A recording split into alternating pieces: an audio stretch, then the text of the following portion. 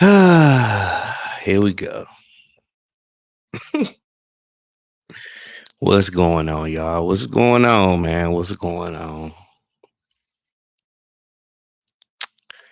Beautiful day here in Las Vegas.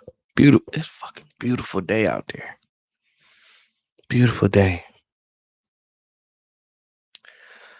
But then this team casts a ugly cloud. You know, when it ain't a cloud in the sky.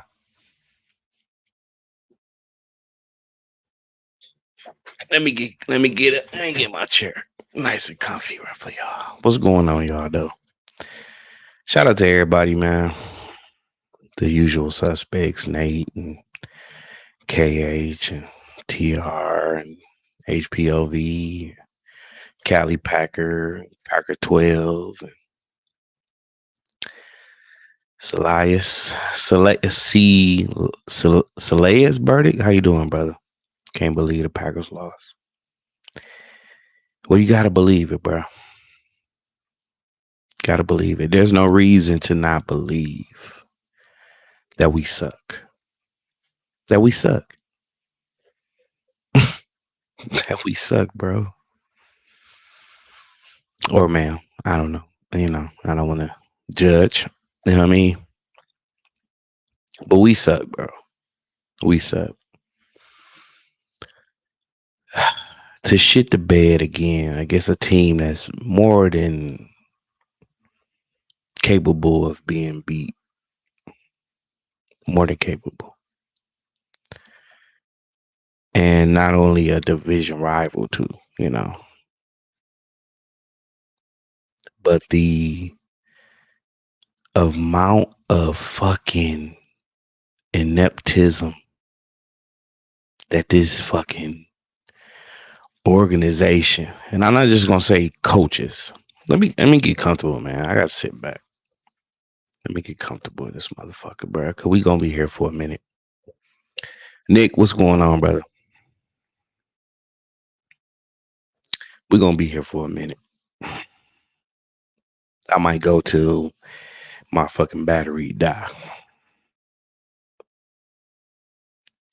But the level of ineptitude of this team is astonishing. Is like, what the fuck, bro? And I feel like you, Nick. I feel like you, bro. I'm numb. I'm numb right now. I'm Novocained up. This game was Novocaine. It was Novocaine. Because you sit there and you watch a fucking team that trips over their own shoelaces week after week after week after week after week.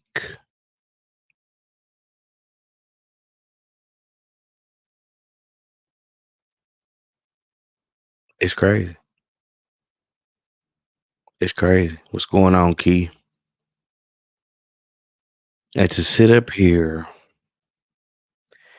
and be like, because we had so much optimism going into this season. Like the optimism was way different because I felt like even though Jordan Love was adjusting and coming to his own as a starting quarterback for the Packers, that a lot of things would help him.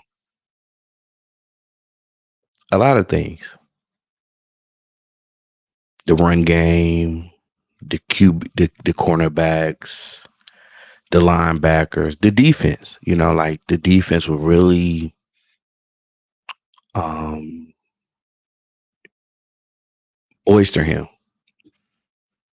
And did the defense do enough today to get us a win? Yes, they did. They did, bro. As much as I still want that fucking Joe Barry gone, bro.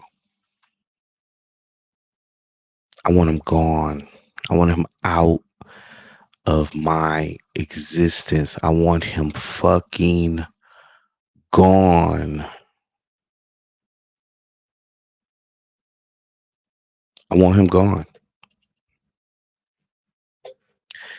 And week after week after week after week after week, it's these plays, it's little plays like, you're still fucking dropping people back 15 yards on 13 at 38s and shit. You still not getting pressure. You still got everybody trying to bull rush. You're not telling these guys and teaching these guys to fucking get around a blocks and shit.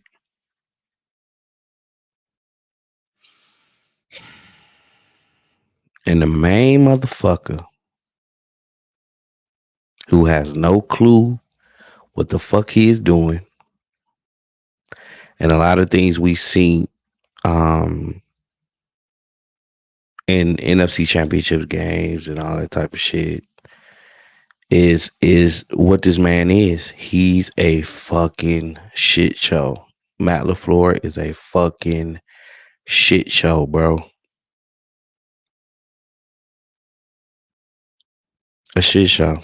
Key, another horrible performance, showing the Vikings were trying to hand us the game. They were. The Vikings were handing us the game. 2 motherfucking red zone trips, nothing. So actually, what, 5 in this game? Nothing. Field goal and 4. No scores. So could have easily had 30 points. Or at least in the 20s, can't break 20. You can't break 20.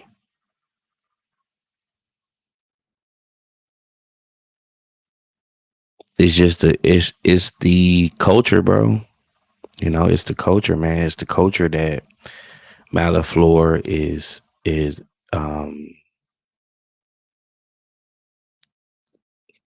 is it. It's the culture these guys are getting exposed to. Because I think even with a different coach, Rodgers could have overcame an NFC championship or two. Just no adjustments, bro. Just lousy. He's a fucking lousy coach, bro. And if he's a coordinator, he's even lousier. He is shit, bro. He is not one of the best play callers in the league. He is not one of the best coaches in the league. I don't want to hear shit about what he did 4 5 years ago. I don't give a fuck if he's a over 500 coach for his career. You had a Hall of Fame QB bail you out of a lot of situations because he knew what the fuck he was doing. You don't know a fucking thing about coaching, bro. You're not a fucking head coach. He is a victim of circumstance. He needs to be fired. If we're going to go through this, I'd rather go through this with a new approach to things. A new approach. There's this same bullshit we keep doing and thinking that, oh, okay, we're going to overcome this and that. No way this team is going on a 10-win streak. You know, week 9. We on a week 9. So you got what? 7, 8 games left. They're not going 8-0. They're not going 8-0. They're not scratching 10 wins. They'll be lucky to get 6. You're looking at a top 10 draft team right here. And if they keep playing the way they playing, top 5. Top 5. And there ain't nothing else. Like, I don't want to be a top 5 fucking draft. I mean, we need it.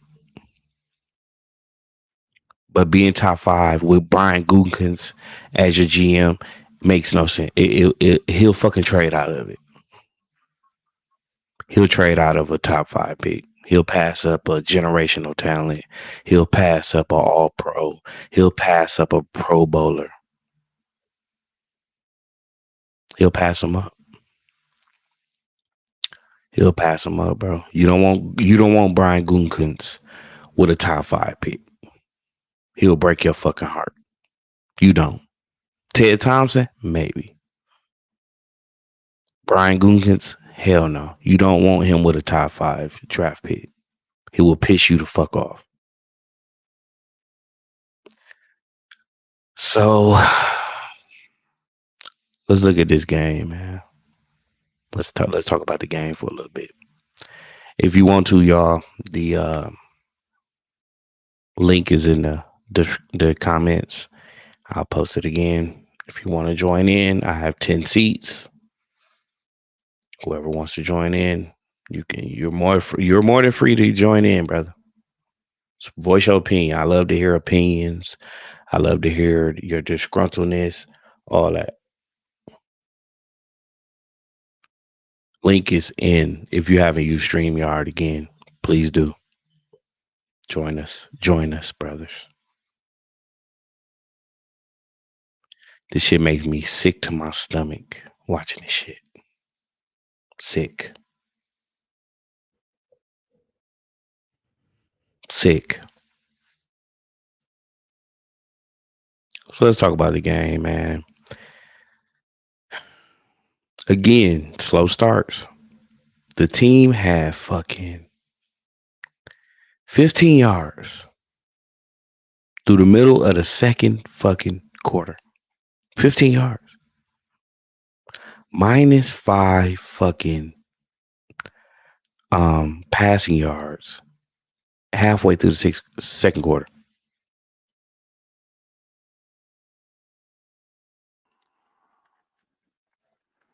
-5. What's up, TR? Hey. Go Pack! Go Pack, go! Listen, man, I love this. I'm still gonna love this organization, period.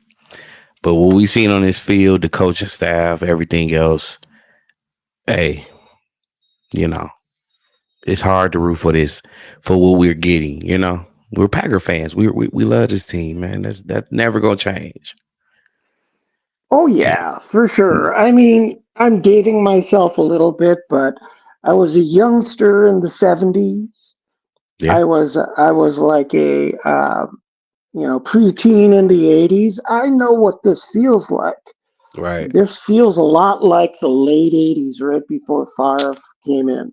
Well, Now, when did we get that when did we get that Rhodes Mike Sherman stretch? Was that 2000 what, one maybe? it was the late '90s, so I Late think 90, 99. Rose was Rhodes was, 99. yep, he was. Then Okay. Sherman right after. Right. You Because I know, think and Holmgren went to Seattle in 99, right? I think it was yes, 98. Yeah, okay. so though that was the years of the purgatory, because we were a decent team. We could never get high draft picks, and we just were decent because of Brett Favre for years. Right. Right. You Right. know, but geez, I mean, one thing I just want to say is that I don't want us to all talk in really broad general terms, because we look at this team and we say, yes, the coaching sucks. But why? What are the details? What are the things that we can see specifically that Right. that that we think means they're a bad coach team? I also think that the front office has done the coaching staff a big disservice by their drafting and organizing and building this squad. What specifically are you all seeing that you think is leading to what we're getting on the field right now? And I, then the last question is, mhm. can it get better this year? Can they slowly improve throughout the year? And then what does that mean for the coaching staff after the season? A lot of questions. A lot of good questions there. And you could pinpoint a lot of things. You know, especially at the end of the game. You had if I recall, you have 5 red zone trips. Well, 7. I think it was 7 red zone trips, 7 or 6. Okay, you got 1 touchdown and you got a field goal. The rest were 2 four and outs. I mean, yeah, 4 and outs. Nah, that's weird to say 4 and out. Yeah, 2 four and outs, so that's 4. 3, just what's going on? You're down 14 points and you run the ball the first play. Then you're running the fucking ball up the middle, where as mediocre I think Minnesota is, they have a good defensive front for stopping the run.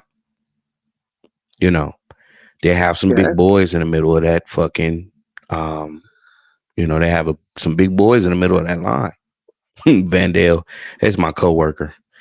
he's a he's a fucking Viking fan. I told him, TR, Uh, you live up there. He's from yeah, he's from Minnesota. I got to deal with his shit every day. We made a sure, bet. sure. I got you $20, man. You do something good with it. And I bet him. Just on the strength, because he's always talking shit. He talks plenty shit. One of my coworkers is a Niners fan. He was fucking scared to bet him, but he was reluctant to. He was happy to bet me. So it is what it Sure. is, man. Y'all got one up on us. Very winnable game though, TR. Yeah, yeah, sure. Very winnable, and that's the head scratcher. Is Well, we're playing games. I can say no game was really a blowout this season. You get what I'm saying? Like no game was like a yeah, team just let me see. Well, who? Oh, Detroit. Detroit. Detroit was the Yeah, only one. Detroit put it Yeah, on our ass. But other than one game, being we 2-5 now.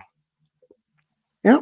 And you could easily be 1-6, 5-2.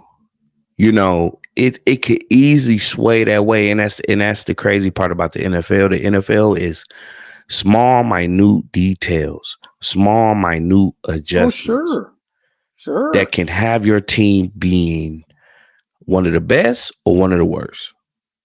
Sure. So that begs the question. Well, can it get better if these details improve? Yes. And the couple of the details I want to point out that I'm Hmm. seeing, especially when we're in the red zone, there is I think our receivers are hot garbage. I mean, we see them running wrong routes quite frequently, and they cannot make a contested catch. And No. then half the time when it hits them right in the hands, they're dropping it. So I think what Good has done with his draft philosophy is to uh, draft highly athletic players with a ton of upside. That's great. They can be a track fucking team, right? They're And we not had foot. They're not football players right now. and what is we had a chance to draft Addison and we didn't. Yeah, So that's another miss. Not only it's Justin Jefferson, but Addison. There's another in miss. well, Um we didn't have a chance at Jefferson. We no. would have had to Well, trade up. We would have had to trade up to get him. But yeah. secondly, it's Right, right, always right. easy. It's easy in hindsight to say you should have picked this other player. True. The thing that's yeah, Rather than developing what you do have and having the right yeah. people to develop and get the one thing I can say about the Minnesota Vikings, they do know how to develop wide receivers. We lost Well, that. We they lost pick that. good ones. They Yes, pick they good pick ones good who ones, are but yeah. even you look at a player like James Jones, who was able to Yeah. develop. You look at Jordy Nelson was able to develop. Even Devontae Adams, he was able to Yep. develop and grow in the system. And it comes down to the quarterback. Yeah. As much as Vandale, that's the Vanessa. Vandale. That's the no. Vandale is a Oh, your coworker. buddy. As Yeah. much as he gives shit to Kirk Cousins, Kirk Cousins is a okay quarter. I'm not gonna say he's great. I'm not gonna say he's elite. He's a good enough quarterback to get you to evaluate your talent on offense. I'm not gonna lie. He can get the ball to his wide receivers. He made some good plays with Addison today.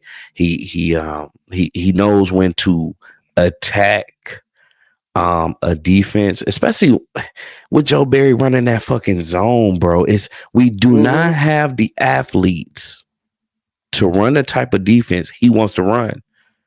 We don't. We have great athletes. I mean, don't get me wrong, they're all great athletes. They're in better shape than me. They're world class athletes.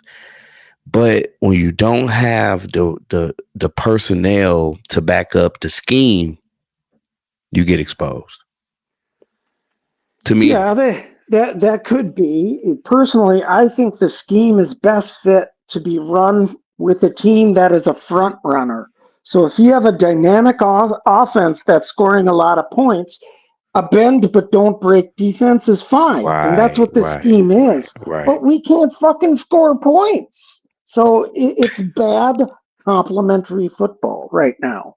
We can't get a tone. We can't. We got a fumble today. Yeah. On a pressure, but one, you're not getting the best pressure. And I thought today they was going to be able to sack Kirk Cousins a little more. I thought Gary was going to get 2 to 3, but your defensive line is doing too much fucking bull rushing. And that's why I felt like Zadarius came in and changed things because he beat people with his speed, he beat people with his first step, and you got Gary and them just fucking bum rushing, bum rushing, bum rushing. And these quarterbacks in this league now, whether they come in new or old, or they've been here for a while, they're taught to get the ball out their hands. 3-step drop, get the ball out your fucking hands. So you can't have fucking defensive linemen bull rushing every fucking play and not throwing off the timing, not collapsing the pocket, not doing any of that. That really didn't happen till damn near fourth quarter. Damn near the end of the fucking fourth quarter. Now you're fucking getting pressure on the QB, but it's just, I feel like the scheme and the players, I feel like we have the players. I mean, the wide receivers, big question mark, especially after today. Big question mark.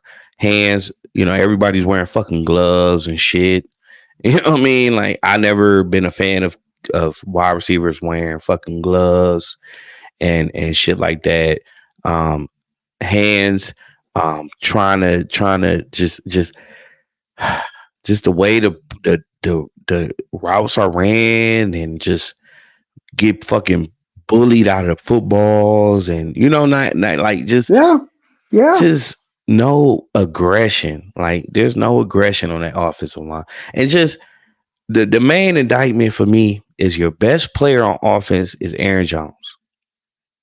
And you fucking refuse to use him. I guarantee he had 10. I guarantee he got either 10, he got 15 or less carries today. Yeah, probably. And, I would contend Zach Tom might be your best offensive player. But Zach Tom, you think so? Yeah, I think he's doing really well this year. He is. He's done well. I think it's time to look for another center. We got to definitely we got to in left tackle. We got to invest in that. Elton, no penalties, nothing like that on Elton today. That fucking Walker, he got to fucking go. We inserted Nyman. No issues. No issues with Nyman today. But fuck, man, we're not there to adjust. We're not there to do it for him. We're not there to. What the fuck is he seeing out there where he just constantly sticks with the same? What is he seeing in practice? Like, why are you practicing? You're not adjusting. I don't get mad, man. I don't get him, man. I don't get him. We still got Watson as the number one receiver. He is not the fucking number one receiver. I don't give a fuck when he was picked. He is not our best receiver. He's a fucking Butterfinger ass pushover out there on that fucking field. Period. He is not our best receiver. I don't give a fuck how fast you can run. It's about possession receiving. To me, Dobbs is our best receiver. Then Reed, then Watson. Yeah, and keep in mind, remember Kurt. We don't want to talk about Kurt Brinkert. Big names, Jesus. What man?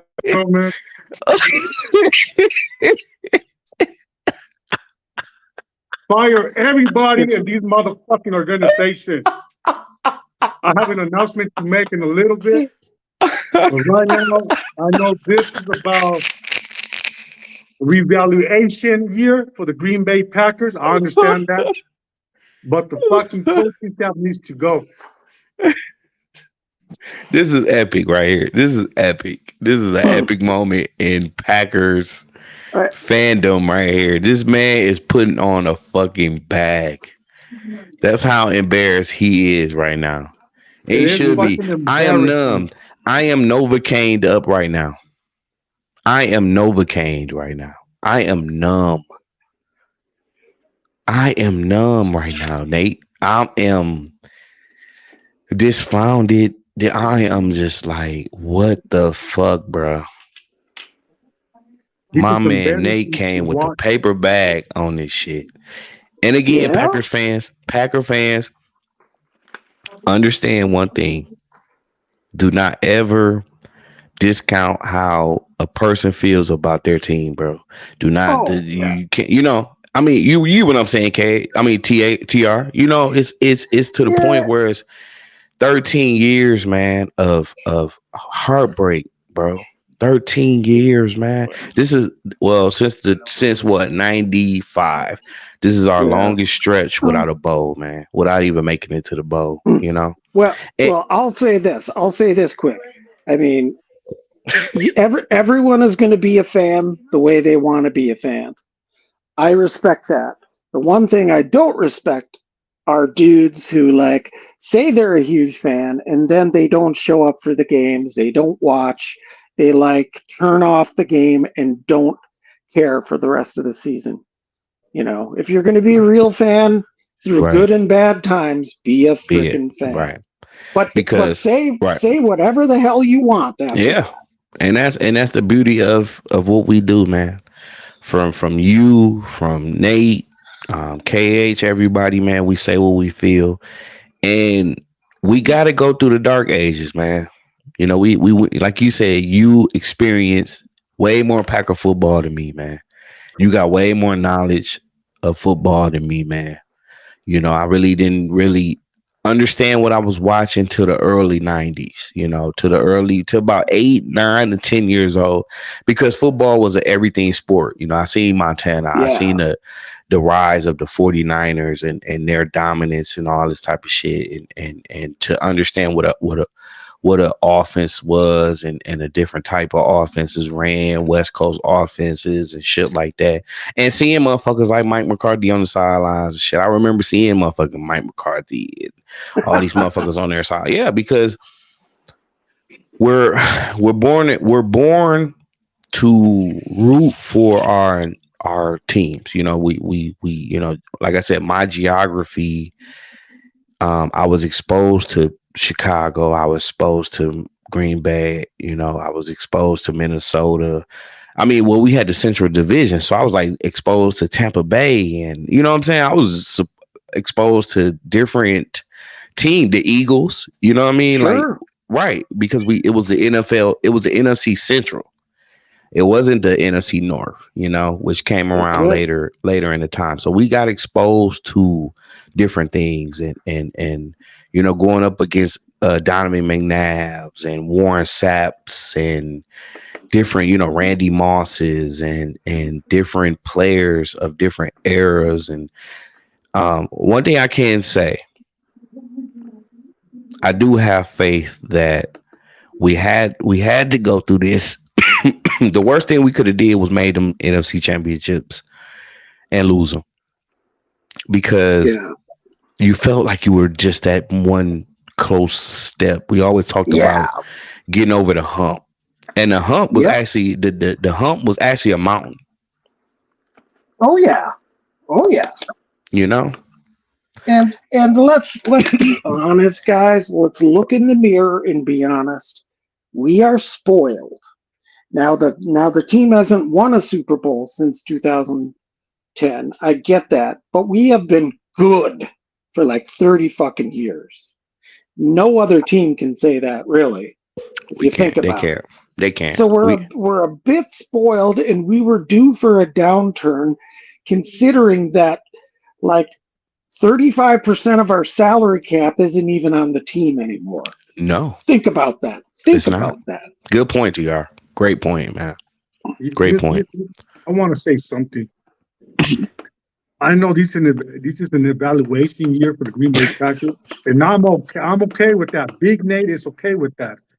I know that there's going to be dark times with these organizations, and I get it. I'm okay with that. But the issue I have is the fucking coaching staff. Joe Barry, Matt LaFleur, general manager, they need to go. It is embarrassing for these teams to come in, week out, and go scoreless for 3 fucking quarters. Right. This is turning into a motherfucking circus act. That's why I'm wearing these fucking paper bags so that I can show my emotion that it's not funny anymore. Yeah. And I understand. Okay. I understand what you're doing, Nate, because you're sick of the regime. You're embarrassed to. I feel that way too. It's like I'm embarrassed to call Matt LaFleur my coach. I'm embarrassed to say I have a coordinator that, on 3rd and 8 is dropping motherfuckers back 15 yards and shit like that. I'm embarrassed to have a GM that, just is along for the ride. It's like you feel like you have coaches and GMs and shit like that that's just like cool with the next paycheck. It's like motherfuckers go to work every day and they were not happy. They're not happy. But they cool when Friday come. Every other Friday, or like certain people that get paid every week. They cool. They put up with it because they get a paycheck at the end of the week. You know what I'm saying? So it's like, I get what you're doing, Nate. I get what you're doing. I'm not mad at you for doing it. I don't want to take it that far because, again, I remember going through hell. I remember it. I remember it. And when once we is it possible for Matt and Gould? I don't know about Barry, but is it possible for them to turn a situation around? Yes. You know, when did Ron Wolf take over TR? If you know, if not, I'll look it up. 91 or 90? 92, He took over. 91. Wait, he took over a year before he traded for Brett. He took over, then traded for. That was like the first thing he did. Yeah. So well, okay, so because Brett was drafted by the Falcons, right? He was drafted in 1991. He was drafted in 91. So he was on the roster for the Falcons in 91, or did we trade for him and he sat for that full year and then replaced Majowski in 92? No, he was in the roster. He was in the roster in 91 for the Falcons. In 92, he got traded in mid-season, I believe. From the Falcons. No, it was before. So, Okay. But Big Nate, you're right. He played a full season at Atlanta as a backup, and then he Okay. was traded in the offseason to the Packers. Okay. And then Okay. and then he got his opportunity when Mikowski got fired Okay. or got hurt. Okay. So his first big move was Ron Wolf wasn't it trading for Reggie? I mean, picking up Reggie in free agency? No. I mean, he did Favre first, and then Okay, a year Favre or first. two. Okay. A couple years later, they signed Reggie because one of the things, 94? Wasn't that one of the the first year of free agency? 93, 94, because 90. Okay. because Reggie liked the fact that we had a young quarterback who looked like he was going to be really good. Okay. And once, so that is where everything turned, and this organization has been run the same way since that point. Right. I mean, Gutekunst might have even worked under Ron Wolf still. I don't know how long Gut has been in the organization, but at least he worked under Thompson, maybe even Wolf a little bit. But let's put a little wager on this, for fun. What is going to happen to this staff at the end of the year? What do you guys think is going to happen, and what do you want to happen? Go ahead, Nate. I'll let you go first on that. I believe that the Green Bay Packers are going to clean the house. I think it's a must. I feel that they're going to bring in a coach that can fucking get back to winning. And I'm not talking about win for 3 years and then start going on a losing streak because all of a sudden you forgot coaching, how to coach a team or how to coach. So I think that the Green Bay Packers are going to fucking clean the house. I believe Joe Barry will be gone. Matt LaFleur will get fired. It's what's his name? Stabanakis, so the offensive coordinator. He will be gone too. Stavinovich, I think. Is that, am I right, TR? Stanovich. I think he'll be fired too. Son of a bitch. Son of a bitch. Either way. Go ahead, Vegas. Son of a bitch, that's his name. Go ahead. If you're not done, go ahead.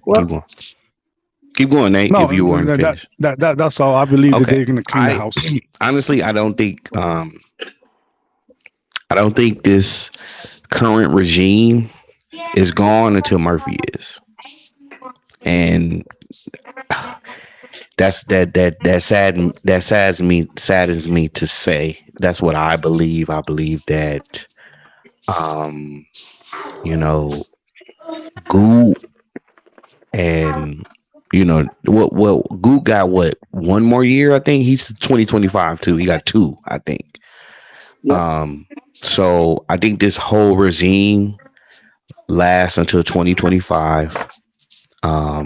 Nothing carry over. Would it shock me if things were changed? Because you got to throw somebody under the bus. You know what I'm saying? It's like Gould and Matt might fire Barry to say, hey, fans, we're doing something. You know what I'm saying? We're doing something, and give me one more chance. Let's see how the next season go.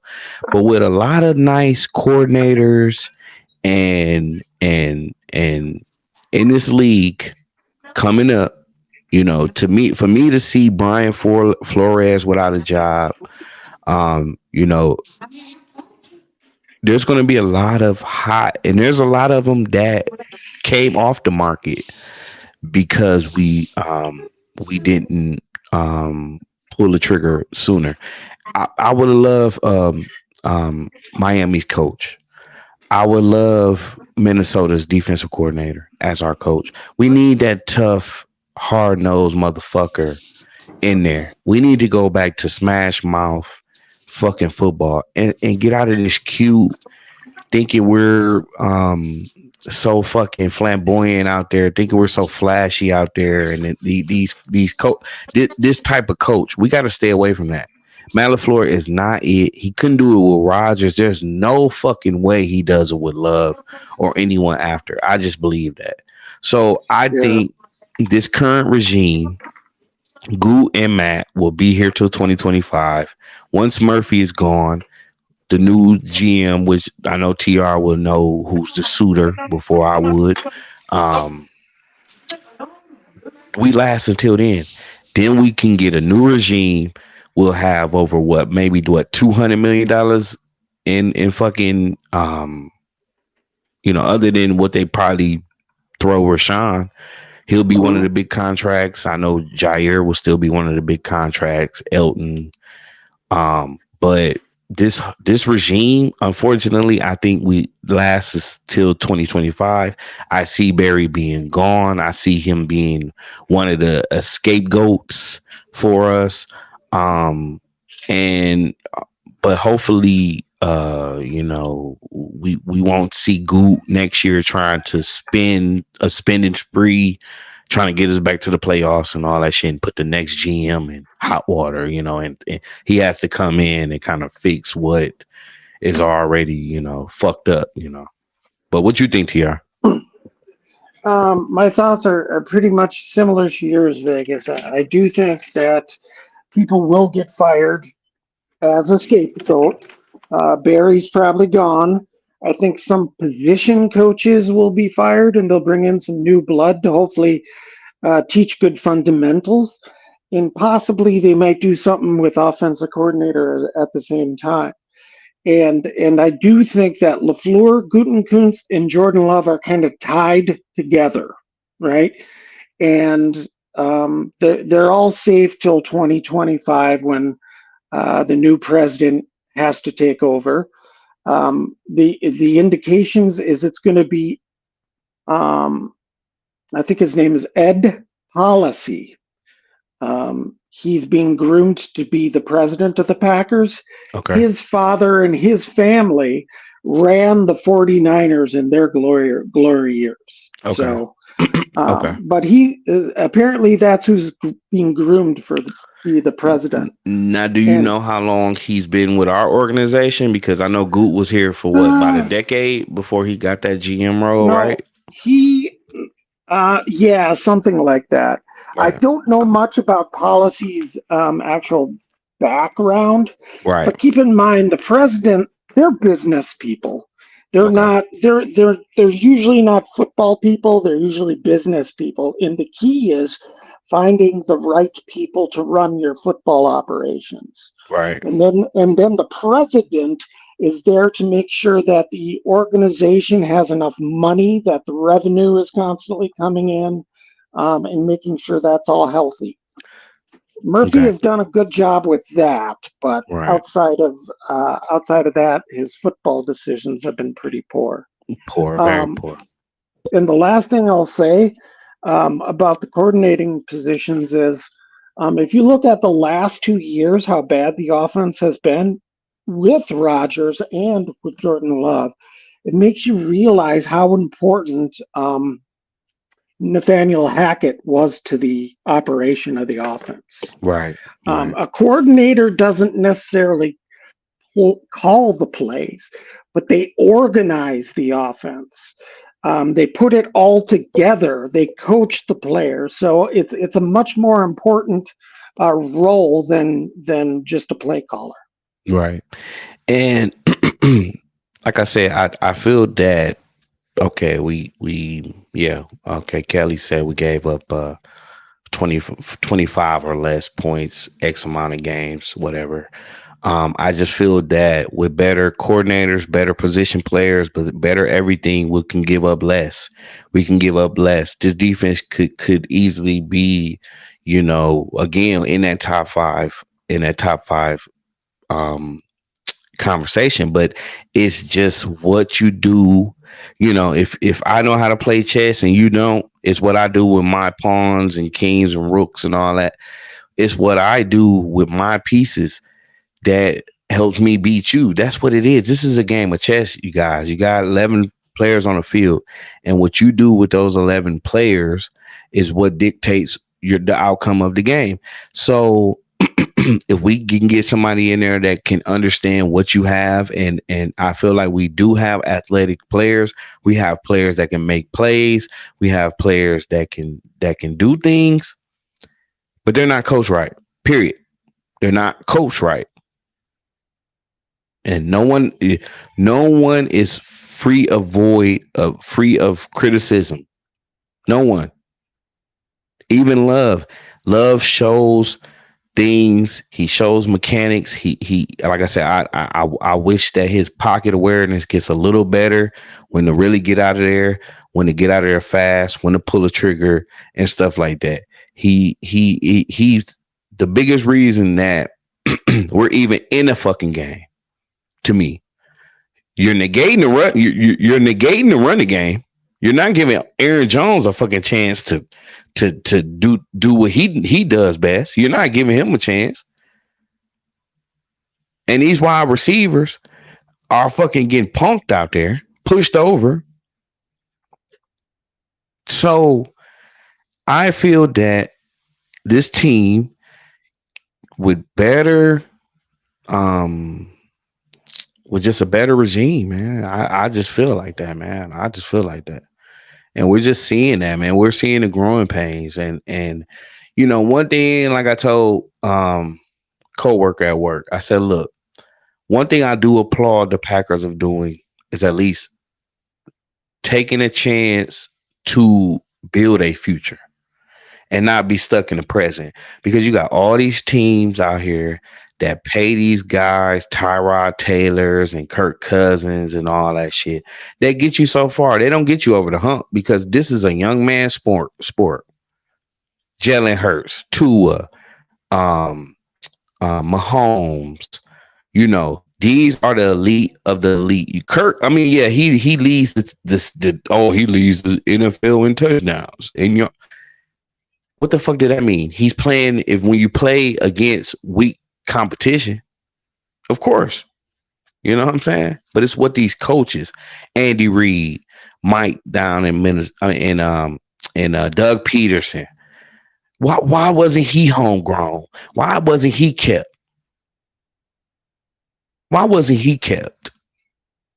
You're running off great coaches. You run off great talent, like TR just said. Nathaniel Hackett should never been. You let Luke. Was it Getsy? You let him run off to Chicago, right? It's like you have so much good homegrown talent. You had Gruden. You had Holmgren. Why couldn't Holmgren coach for fucking 50 years? Like Yeah. Well, can I push back just a smidge there? Go ahead. Go ahead. I'm sorry. It's just you cannot prevent these coaches from getting better opportunities elsewhere. I mean, the fact of the matter is we had Ron Wolf as a GM back in the day, and they weren't going to give Holmgren both GM and coaching duties. They just weren't.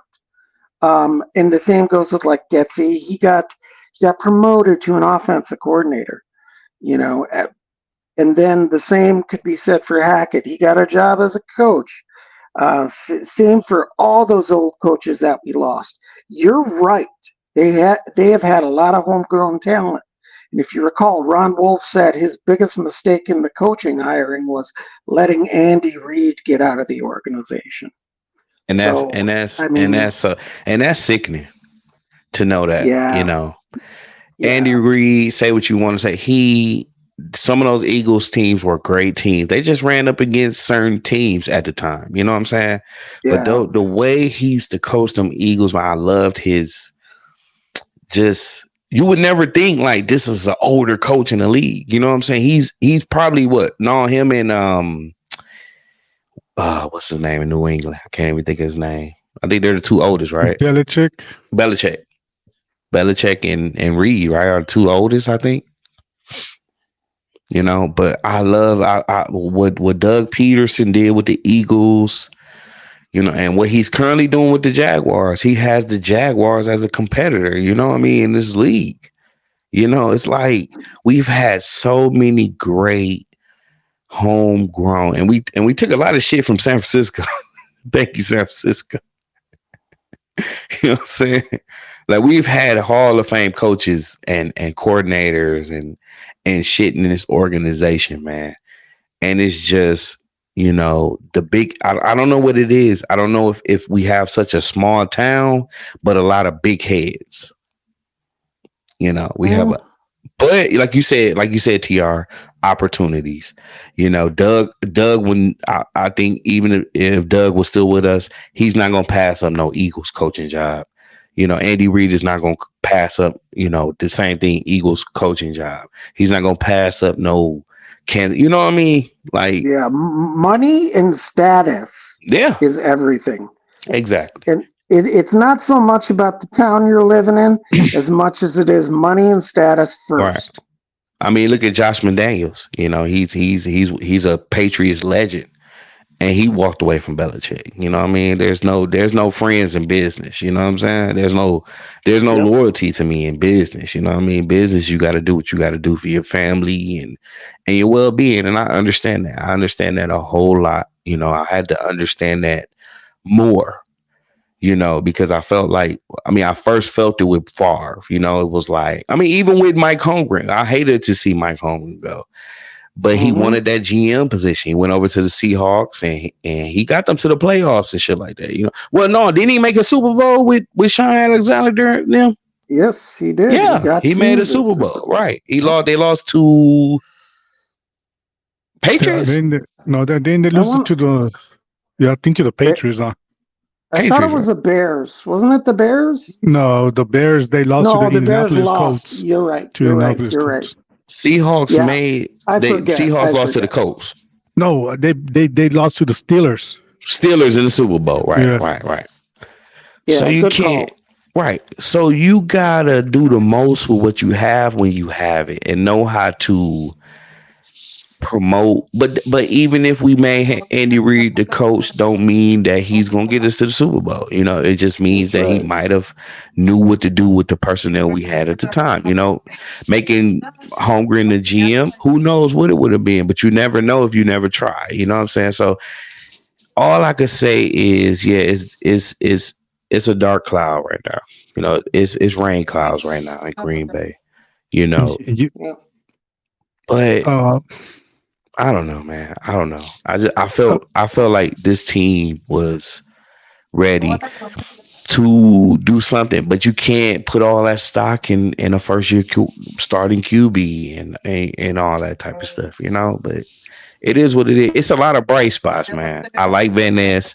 I like Gary. I like Wyatt. I like a lot of things about this team, man, and I feel like we're not far off. And that's one thing I can say about Green Bay Packers fans. We're not far off, y'all. We're not far off. We're not. You know what? For some of you guys that watched Case TV's video yesterday, I posted a comment. I didn't even make a prediction video. I told KH the Packers are going to lose. I'm picking the Packers to lose this game. Why? Because it's been the same fucking shit week in, week out. They can't score. They can't score for shit. They go scoreless for 3 fucking quarters. Second, the defense getting ran over like it's a thing to do.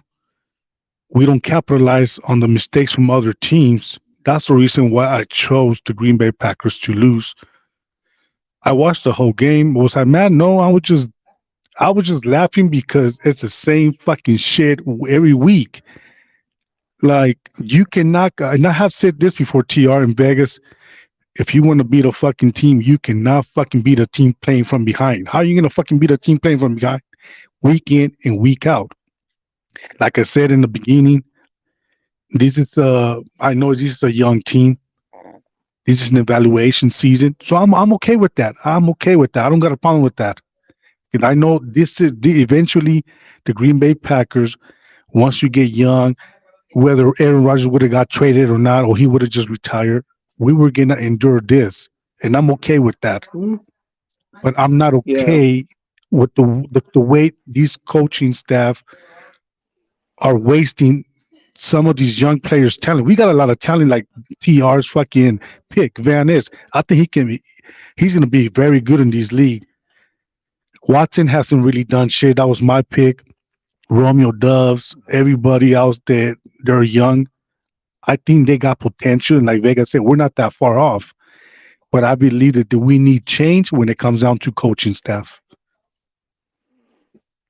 Yeah, I think one of two things happens, right? Nothing gets better and maybe gets worse, or they start gradually improving over the year. And I think that's really what we should be looking for. We should be looking for improvement because as we talked about earlier in the stream before you got on, Nate, is that this team is constructed with a bunch of high-end athletes, but they're not ready-made football players. They aren't. In this day and age, you almost have to draft players who are like out of the womb ready to play in the NFL. So you either give them time to develop, and then you got to cross your fingers that you have a coaching staff who can develop. I don't know that this coaching staff can develop the talent, but the second half of the season is going to answer that question. Exactly. And with that said, I'm going to jump in and do some cooking, but I'm going to keep listening, guys. Okay? All right, man. Save me a plate, man. Save me a plate. Hold your head up. No, save me a beer. Right. Fuck the bullshit. Send me some more. Send me some more of that beer, that good stuff, man. All right, we'll TR. Thanks, bro, coming through, man. All right, TR. Later. And TR's hit the nail on the head right there. You know, if you know, okay, the Packers, you want a deep threat, so you go with a 4-3 guy. I remember Jordy Nelson being a deep threat, was a 4-5 guy. You know, so you can't search and want certain things within a. You know, let me think of some of the great deep threats in this league. I mean, of course, you got Randy Moss was a blazer, track speed, T.O., Deshaun Jackson, Chris Carter. Chris Carter was a dog. Greg Jennings made big plays. You had players that even Devontae dropped all the way to the second. He had potential. He had the attributes. Wasn't always known as the deep threat. Remember, Devontae used to catch a lot of wide open balls and it could get chased down. He never really had those bomb plays. You know what I'm saying? We had Valdez. Even with Kansas City, he's not just like that deep threat. You know. And like I said, you want a pounding running back, so you draft Dillon, but you have a pounder that don't pound the fucking defensive line, you know. So you got to get out that narrative of reaching for players that you want to set for the scheme. You got to build the scheme around what your players are good at. You know, if Watson ain't running past a QB or safety, he's not making no plays. He's not built for 35 or 36s and shit. He had one today, you know, but he's not really a route runner. You know, so I feel like a player like Wicks, you finally get him the ball and you know, he wobbled it today. He butterfingered it. But you're not utilizing him more where you know he knows he's set up there and he's counting on. You know, you got Musgrave trying to block. Musgrave to me should be that tight end that lines up as a wide receiver. He shouldn't be out there trying to block. You're not utilizing the key aspects of what these players are. That 3rd and 5 or 6, you got Musgrave chipping. Yeah, he's a tight end, but just line him up straight up on a linebacker and watch him run past him. He plays fast. He plays good. Why in the fuck ain't Aaron Jones being used in the red zone? Why? The man is a touchdown machine. The man is one of the best. He gets 4 yards, 5 yards tripping over himself. You can hand him the ball, he'll trip and get 5 yards. You get Dylan the fucking ball, he can't get 1 fucking yard on 2 attempts. That's where the coach is a fucking idiot, bro. Matt LaFleur is a fucking idiot, bro. I don't know, man. You're right, Vegas. About Aaron Jones. Like, what's the whole point of him coming back from injury if you're not going to utilize him at all? You seen Jair Alexander? He got burned throughout the whole game. But he's not because he wasn't trying. I just feel like he wasn't trying to get that back hurt again. So he was trying to play cautiously. And that's why he had a bad game today. Listen, Jair Alexander. One thing I think, Nate, is that these players will rather be stretchered out off the field, off them making a play, than to be sitting there over there on the sideline looking crazy with their helmet on, pads on. I don't think no player in this league suits up and not wants to go 100%. Even if they ain't 100%, I don't believe no player in this league, because they know how valuable playing time is. They know that they can be replaced at any moment, any play, any down, whatever. I don't feel that any player that suits up for the Packers, all 53, will suit up and not want to be utilized. I think they all feel that they can make a play, make a difference. I feel like they all feel like they can be counted on. Worst thing, anybody, y'all can get mad at me if y'all want to. I think the worst thing that happened to this offense was Christian Watson coming back.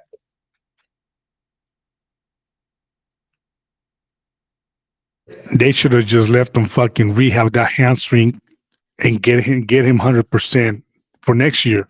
You should have just fucking shut him down for the year. Period. I don't think he fits the mold of what Matt LaFleur is doing. I don't think he fits. I honestly don't believe he will ever be a great wide receiver. He would be a equanimous St. Brown. To me, he would be that. A player with high potential, but just can never get over that hump. Equanimous gives maybe 1 or 2 catches for the Bears. That's it. He will never be that elite top 5 deep threat in the league ever. I do not think so. I just think that he's bust to me. To me, he's bust all over the place. Every game. This offense, when he came back, this offense changed. This offense became stagnant. And I'm not just going to blame him because, again, we have a coach calling plays every down. But I think it changed the whole fucking mind frame of what this offense is. And for Romeo Doubs to be demoted, Romeo Doubs for me is not better than Christian Watson. I don't give a fuck if he's faster than Christian. If Christian Watson is faster than him, Romeo Doubs is our best wide receiver. And for him to be not in that main one, I think Christian will be better against third stringers and all that. That's where you take advantage of. But for Reed and Doubs to play behind, even Wicks, this was a totally different offense when Christian Watson was not implemented. I don't give a fuck when he was drafted, y'all. I don't give a fuck. Oh, he was a second rounder. Ain't no gotta, no, none of that. When he came back, it was a totally different offense. He shouldn't even be looking his way. That should not be the first place Jordan Love looks at. His first read should be Romeo Doubs. Oh, I think you're right. And Christian Watson was Big Nate's pick, and I honestly feel that he's a bust. It ain't about that, bro. You pick what you evaluated what was still left. You know what I mean? So I understood, you know what I'm saying, what you was looking at. You know what I'm saying? But he's too frail. He's too little again. He's tall. Yeah, he's tall, but he has no aggression with the ball. He's not a go up and get it guy. He's one of them guys, it has to drop in or he has to be wide open. He has to be that type of dude. But a possession receiver, Reed. A possession receiver, Dobbs. A possession receiver, Wicks. You know what I'm saying? Like Watson would have been good on that slant play. It was like 3rd and 8 or some shit in the red zone that Wicks dropped. That's where Watson should be. You know what I'm saying? Because I feel like Watson is a little bit better than Wicks. He has more experience and all that. But Wicks has been one of the best receivers for us in open space with like it's one-on-one. It's man. You know what I'm saying? Watson should be running those slants because he gets wide open. I feel like he has better hands than Wicks. He has a lot of good attributes, but you're not using them right. Dobbs should be number 1, man. I don't give a fuck what size Reed is. He should be number 2. You know, he got that ball took away from him. You know, it kind of was a bobble. It was behind him for one. You know, so he had to come back a little bit and adjust. You know, I'm not making excuses for him, but I just feel like our depth chart is just not right, bro. Our depth chart is fucking out of whack, bro. Walker should not be starting at left tackle. Keep Nyman over there. Like our best offensive lineman right now next to Elton Jenkins is Zach Tom. Fucking Myers is shit. He blew a fucking play today. You know what I mean? Like Myers is fucking lost out there, and he's supposed to be one of our captains. I miss Corey Linsley. You know what I'm saying? When we had a real center, you know, that kind of quarterbacks, and without a good center, Jordan Love is fucking lost out there. A good center would help Jordan Love so much, bro. An all-pro center would help that man so much, bro. So much, man. Not just the protection, but a great center would help that man, bro, and help him elevate and just not trying to hike the fucking ball and then hike the ball and be lost and shit. You can't get fucking 1 yard, man, in 2 chances. Come on, man. Up the middle. You getting pancaked and sat on. Like, and come on.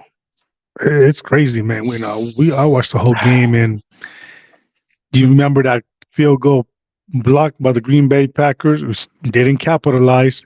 That fumble, we still didn't capitalize. The play that you just mentioned, the 1 yard line, The kick out of bounds. Nothing. The kick out of bounds. You got 60 yards. Nothing. You know, I think that's when we got. Did we score? I think that's when we got our first touchdown. They capitalize. You just can't capitalize, man. And like I say, it's Gould gives him the talent and work with it, man. I think a fucking chimpanzee could do better at running this offense and evaluating what he has than what the fuck Matt LaFleur is. You're not utilizing nothing, bro. You're not utilizing anything. You're not power eye. You don't have Mercedes no more. You don't have the best blocking tight ends like you used to. You know, so you know, 5 yards is an achievement, bro. To get 5 yards, you're not getting them gas plays like you used to. Jones not hitting the edge like he used to and breaking for 30 yards, 60 yards, touchdown, whatever. It's not happening, bro. It's not happening. And it's all these fucking coaches and GM fault, bro. They put, and I feel bad for Jordan Love, you being thrown in this situation, bro, because if he was thrown in a situation where he had Z and all them, and he had a healthy Bach, and he had a time when he had like the Aaron Jones when he was gashing fucking Dallas and all them, it's a different story. But you can't rebuild. You can't totally rebuild and then think like the same old shit gonna work, bro. You know, you should just fucking, you know, I hate to say it now, like you might as well try to get a high draft pick, but what the fuck Goop gonna do with that? What he gonna do with that? He gonna try to protect his Ferrari. He gonna try to protect his pick. You know, he's gonna first round. He gonna draft an offensive lineman, bro. We're gonna be looking fucking stupid. He don't know what to do with a top 5, top 10 pick. He don't. He'll trade out. You know, Jair, what the fuck is you doing? Where you did shit? Did the back take you out, man? Like, come on, you got Addison dicing you up like that, bro. Like, you should be ashamed of yourself.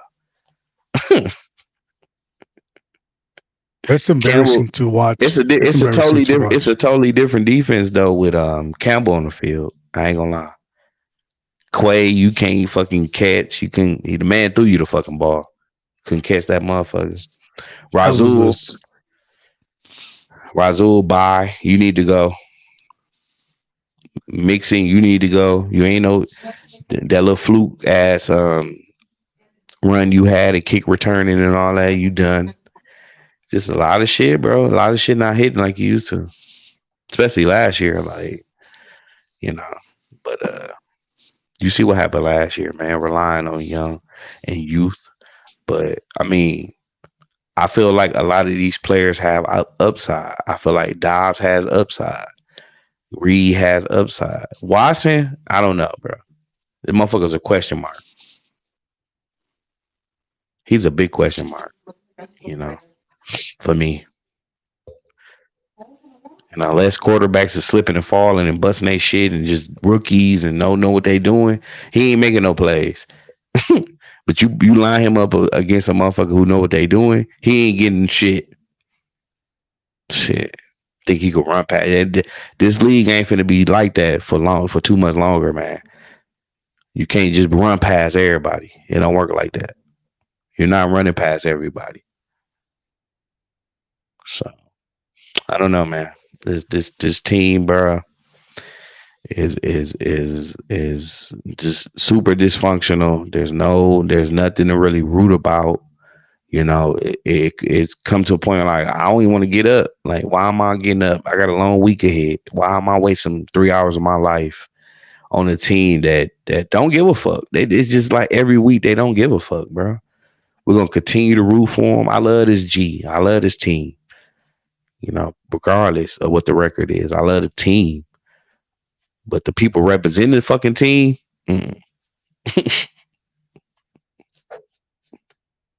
No, I feel you, Vegas. And I wasn't even going to watch the game. I said, you know what? I'll give it a benefit of the doubt, even though I chose the Green Bay Packers to lose because of what I said earlier today. If these teams cannot put up points on the board, do not expect to win any games anytime soon. But I don't blame Jordan Love. I mean, I think everything beyond here, the blame goes to fucking Joe Barry. It goes to fucking Matt LaFleur, the general manager. These motherfuckers don't know how to draft. I did say it a couple weeks ago. You know what? You did your job, general manager. But Vegas, me and you, we have seen the draft the last couple of years. If we could have fucking get some top 5 receivers in the draft, and what does these fuckers do? No. He wants to trade up. He wants to just go, I'm going to go pick up a fucking lineman, try back. And like, what the fuck? You serious? Right. It's just embarrassing that this team is dysfunctional. Like you said, this team is lost. They don't know what the fuck to do. And there's no effort out there. Right. And we've been saying that. I think the last straw was the divisional loss to fucking 49ers, bro. It was just like, get rid of fucking Matt. And I said, how many years I've been saying this, Nate? We'll never win the Super Bowl with Matt. We'll never win one, bro. We'll never win one. And Ja Mo, he said a fucking good point, bro. Rodgers, we called Rodgers selfish. We called him, you know, I owe him an apology. You know, we called him selfish. We called him. He was um, over the hill. He was done. He was no more. He was nothing. He was shit. And you seen, I want to say from day one, because 2019 became magical. It was 2019 was just, there were some big wins. There were some plays that he was just like, damn, Matt LaFleur, goddamn, he's a breath of fresh air.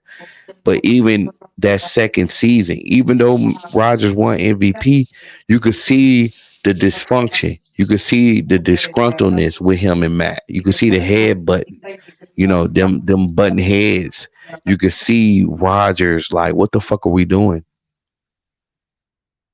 I never seen that with McCarthy. I've never seen that with McCarthy. The defense was the main point of emphasis with them teams that didn't win under McCarthy. The fucking defense just choked it out. But when Rodgers got to stare down Adams and force it to Adams, because what you calling up for everybody else don't make no fucking sense, especially with what's ran against him. Rodgers, I'm gonna say Peyton, Drew Brees, Rodgers. I mean, them guys are one of the best at line adjustment quarterbacks ever. To know what's going on, to know when to get the ball out, to know the coverages, to know what's being disguised, to know what to check out of. Those guys are some of the best because they have put up Hall of Fame numbers doing it. Rodgers had one of the best offensive teams ever. That 2012 team, 2011, what was that, 2012? 15-1 team was unstoppable on offense. And he didn't do it with Hall of Famers. Packer Hall of Famers, yes. He did it with Jordy and Donald. But he fucking put numbers up, bro. They were blowing out motherfuckers. And we said it, though. That's not going to sustain. That's not going to last. And they put up, X amount. Once a team figures that shit out, you got to know how to adjust. You know what I'm saying? So that was another indictment on McCarthy and shit. Because you can't just keep going. You can't just keep outscoring teams. That don't work like that. Especially when you're not stopping teams, So there's a lot of things, a lot of bright spots in this team. And I think Matt is just hoping Love throws a 5 touchdown with what he's drawing up. He's hoping Dobb catch the ball. But if his rookies and his team don't perform, or don't excel in the shit that he calls, if he don't get bailed out, come on, man. But it's been 5 weeks, bro. 5 straight losses. It's been 5 straight losses, bro. When is, if you go back to playoffs, it's been 6. You know what I'm saying? I mean, last year he's what? Last year we went what? 8-9, 8-9, right? I believe so. Yes. Right. So he's 11 and 14. 8, 2, 10, 10 and 14. We lost 9. We lost 5 in 27 games. 27 games. He's 10 and 14 since last year. And you still got 8 games to go. 9 games to go. We're with week 8. 9 games to go. So let's look at that. And again, Rodgers went on board. He went on board. Of course, he ain't had no help last year. You know what I'm saying? He had a bunch of rookies to work with. But yeah, at least him at least made it possible to make a playoff, even though we lost to the Lions. His greatness got us 1 game from getting the playoffs. This year, Love ain't no.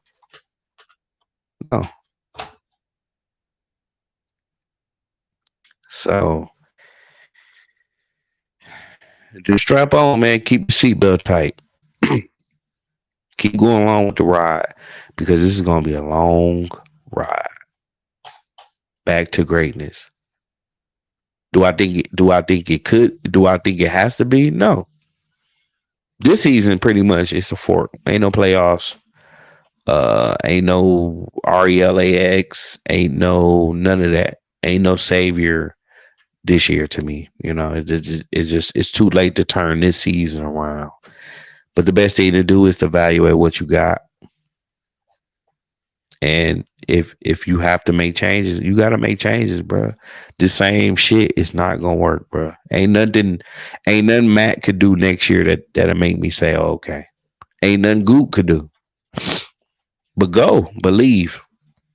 I rather this regime leave. I rather them walk away, but they're not because they're cashing big checks, making big money. But it don't work like that. You got to be forced out. But I, like me and TR said, man, ain't nothing gonna change really till 2025. With general manager and all that type of stuff. But far as next season, I don't know if Barry comes back. He shouldn't, but don't surprise me if he did because we got that dumb a fucking coach. So I ain't got nothing else to say, man. Nate, you want to go ahead and say what you want to say? I don't care. I'm tired. I'm numb to this shit now. I'm not looking forward to playing LA next year. I'm not looking forward to watching no more of these games. I love this team, and that's the only reason I wake up on Sunday mornings, man, to watch this team. And I don't know how, like I said, I don't know how to root for another team. I don't know. I don't know how to go watch Sunday Night Football. I don't know how to go watch other games, and not just because my team is doing bad. It's just I root for this team. And that's how it goes, big up to Minnesota getting the win, today, but y'all ain't shit. And that's what really worse, that we've been running up against so many teams that ain't shit and we just shittier. A game that Rodgers with Reed and Musgrave and all them, he would have lit their ass up today because there was a lot of plays to be made on that field. And sometimes you need that motherfucker who ain't just rolling along with the ride and taking. See, Love don't have that pull yet. Love got to go with the punch. He got to roll with the punches. Rodgers, he had the pull. He had the history. He had the know-how to call his own shots, to tell Matt what to do. Not Love. Love can't do that. Love haven't even experienced shit to do that. But we'll see, man. I listen. I would want to see Love for another couple years, even another year. Let's see what he does next year.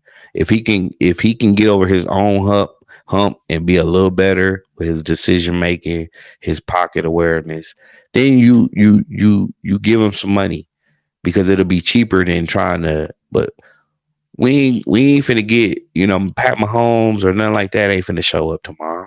Rodgers ain't coming back, so it's the future from here on out.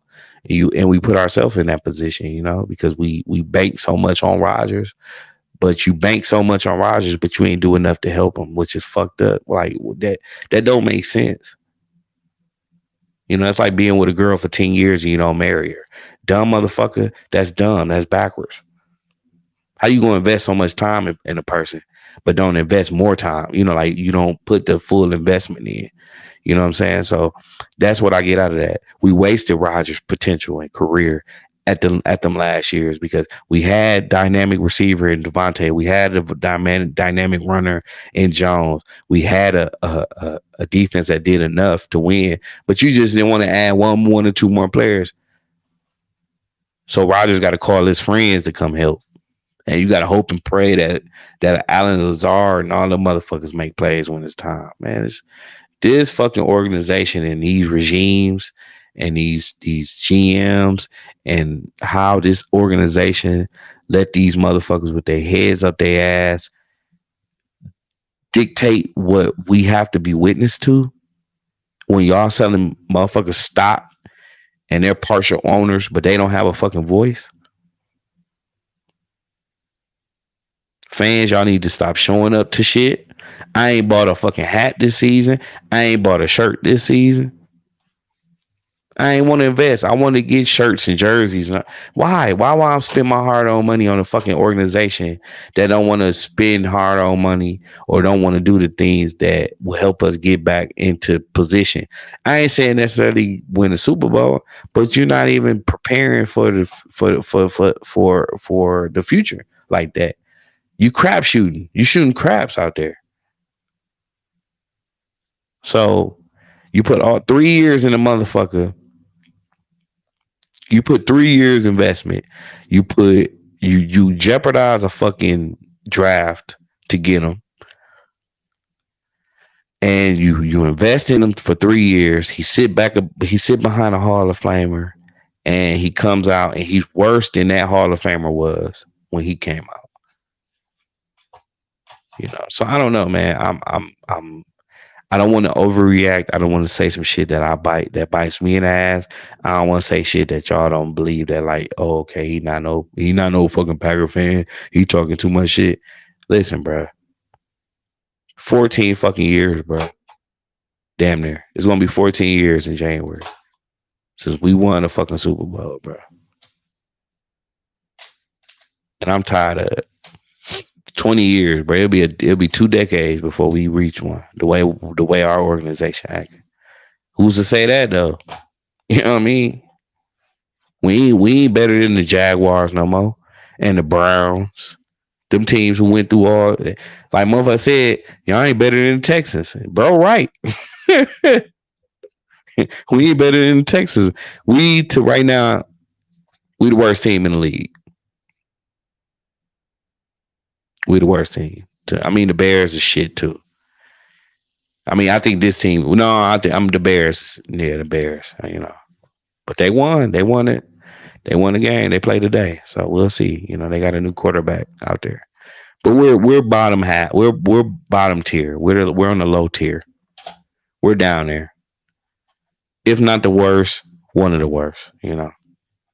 And as a fan, as a football viewer, I'll admit that I'm not gonna fucking, you know what I mean, boast and brag about this team just because I'm a fan of them and say some shit like, you know what I mean, like, come on now, we're at the bottom tier, bro. It's some people at the top tier that's in middle of pack. You know, it happens like that. You get exposed in moments when you need to get exposed. You know, people say, oh, you know what? They ain't as good as I thought they was. You know what I'm saying? Like, people starting to figure out San Francisco, but I still think San Francisco is that top tier team, just how they ran as an organization.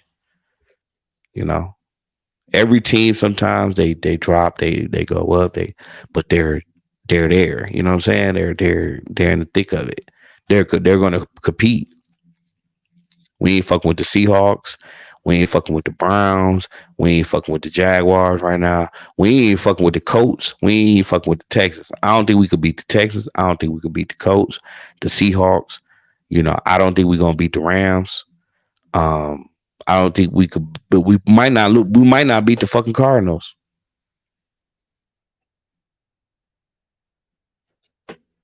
So, and the Bears, we played them at the end of the season. We might not beat them. So I don't know, man. I don't know what to say anymore. Every week is getting worse and worse. 10 points against that fucking team, against them Vikings. Them is not last year's Vikings. I think last year's Vikings was better than them. To lose to that team today, to lose to the Broncos the week before, to me, you're losing to the bottom tier of the league, bro. You're not losing to Super Bowl contenders, bro. You losing to middle of the pack teams that don't know what they're gonna do in the next couple years or 5 years. You're losing to those teams. You're losing to other teams that has issues. You're not losing. They beat the 49ers last week. Minnesota. Oh, whoop-de-doo. You know what I'm saying? San Francisco didn't take advantage of a lot of shit. But for you to come out there and just play like that against that team, like, come on, bro. No Minnesota fan could convince me that's a Super Bowl caliber team that we lost to today. That's an okay, beat up on your division, compete type of team. That's not no Super Bowl team. They're not. They would never get. Hell no. And that ain't no hating shit. That's just real talk, real truth. So I'm blabbering on, Nate, and I don't mean to do that. Take up most of the airtime. No, it's all good. I'm just tired of hearing the same fucking excuse from Matt LaFleur. And when I wear these shit right here, this means I'm demanding fucking change in fucking Green Bay. Any fucking Packer fan that want to criticize me, you felt, fuck you. I don't give a fuck, but I'm just keeping it 100. I'm not going to sugarcoat it. We know, Vegas knows, and all you fucking Packer fans out there know that the issue is not the fucking players, it's the fucking coaching staff. It's Matt LaFleur, it's Joe Barry, and the fucking idiot general manager. Those three fucking suspects, they need to go. Like I said, I'm not going to sugarcoat it. This is who Big Nate is. I'm keeping it 100. And motherfuckers don't like it. Oh, well, I don't give a fuck. Now, I said I had an announcement to make. So here we go. Like I said, this is a fucking a year that we're going to see how players are going to do. And the issue is not the players. I got the issue with the fucking coaching staff, like I said. So this is what I want to say. Big Nate will not be making another fucking video until Matt LaFleur, Joe Barry gets fucking fired and general manager. If they want to fire that fucking clown too, I don't give a fuck. Go for it. But I'm boarding the season as of right now. I'm not making another fucking video until there's change in Green Bay. And motherfuckers say, you're not a real Green Bay Packer fan. Oh, I've been a fucking Packer fan harder than you, some of you motherfuckers out there. I have seen the worst of the worst. I've been a Packer fan since 1996. So any new generation, they want to come in and say, I've been a Packer for 3 years. Go learn how to wipe your ass first, motherfucker, before you come at Big Nate. Right. But yeah, like I said, I'm not making another video until I fucking see change in Green Bay. Right. And if for all my subscribers, if you guys want to unsubscribe, you got the right to do so. For those that want to continue to support Big Nate, I'll still appreciate it, but I want to be able to give my subscribers the best content that I can. Not to talk about, well, guess what? We lost again, and I'm gonna have nothing else to talk about losing. Your subscribers don't want to fucking hear the same shit over and over. No. And this team right now sucks. Simple as that. And that's why they couldn't watch us, man. They want to be able to relate to people, man. Everybody has opinions, man, and I think y'all would be more mad with us if I went up there and said, "Oh man, we did good today," and well, we put up a fight and all that bullshit that these reporters and people that's actually included in the organization and all that. That's the worst shit. You know what I'm saying? And I look at one thing. I look at like an organization like Milwaukee. They see that their coach, he just came off of winning a fucking championship. Yep. Buck Budenholzer, whatever the fuck his name is. He just won a championship 2 years. And they got rid of his ass. And Giannis was threatening to leave their ass. And what they do? Hey, we're going to get Dame Lillard. You know what I'm saying? It's that type of. But again, when you got these players that go collect checks, and you got coaches that collect checks, and you got these motherfuckers that try to sugarcoat shit, you guys should be furious right now. No one should be happy. No one should be talking about next week. You should be talking about next year. Or the next couple years. You shouldn't be dwelling on this season. This season is a fucking wrap. We said that shit last year. The season of a fucking wrap. And we kept fighting and we start winning games and we was coming on StreamYards and shit. We wasn't fucking overreacting. It was like, hey, we got the win, but this and but that. We didn't fucking throw a ticker tape parade. You know, we weren't gonna fucking riot if we made the playoffs and all that type of shit. We were gonna have optimism, which every team has optimism, but we've seen we've been number one seeds and get bounced out the first round. We've been the underdog where we didn't believe, because in 2010 I didn't think we were gonna make the fucking Super Bowl. We just got hot. But anyone has a chance. This team has no fucking chance. So why not cut bait? Why not put people feet to the fire? I'd rather see Pasaccia on the motherfucking sideline with more motherfucking energy and enthusiasm than Matt does. He's fucking pouting, throwing his hands up, fucking just doing stupid shit, bro. Like anyone who if you make excuses for what the fuck we seen today and what we've been seeing for the past 5 weeks, you ain't no Packer fan, bro. It's bright spots, yeah, but you can't be happy with what you seen today, especially against a team that we could have beat. We could have beat. And should I hope for a top 5, top 10 pick? I don't, because the dumbass motherfucker ain't gonna do nothing but he gonna pass up another All-Pro. He gonna pass up another Pro Bowler. He gonna pass up another. That's all he does, bro. He gonna pass up on people that, you know. But I think, you know, certain people, I feel like he did do good. I like Reed, bro. I like Reed, man. I like Reed.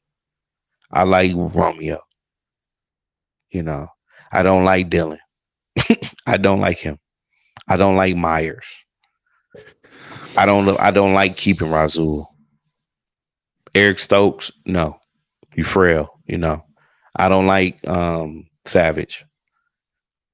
I don't like Nixon, whatever fuck. I don't like him no more. Nixon has to go. Yeah. Kitty Clark is becoming non-existent. That's why I'm scared to give Gary a fucking bag. You know, Gary got a sack today. All that bull rushing and shit, you're not using your talents. Quay Walker, if I see you miss another motherfucking open tackle or drop another interception, Campbell is a shot of fucking. When Campbell's on that defense, it's a different defense. You can't keep giving fucking offenses opportunity after opportunity after opportunity. They're going to score on you eventually. I don't give a fuck how bad they are. They're going to score eventually. And if you're just that much shit, you know, these used to be games that used to be like 6-9, 13-10. You know what I'm saying? Now it's like they find a way to pull away from us because we're so fucking stagnant. We're so fucking dumb. We can't generate shit. And then when we do get a momentum play, we take advantage. We might score once, but well, you've seen the fourth, and we can't even fucking make a play on fourth down. We can first, second, third, not even fourth down. We weren't able to do shit. And it's just I hope next year we can regroup, and I want to see new blood in these fucking organization. I do, man. I hope they clean the fucking house. Seriously. I do. And ain't no veteran good receiver gonna want to play for Matt. Ain't no good veteran receiver gonna want to. Defensive player gonna want to play with Barry. You know, we ain't gonna be able to even attract good players here. There, you know what I'm saying? Because of just how it's ran. You know, you're gonna get there and be a role player. Like, come on, instead of being there and being the star.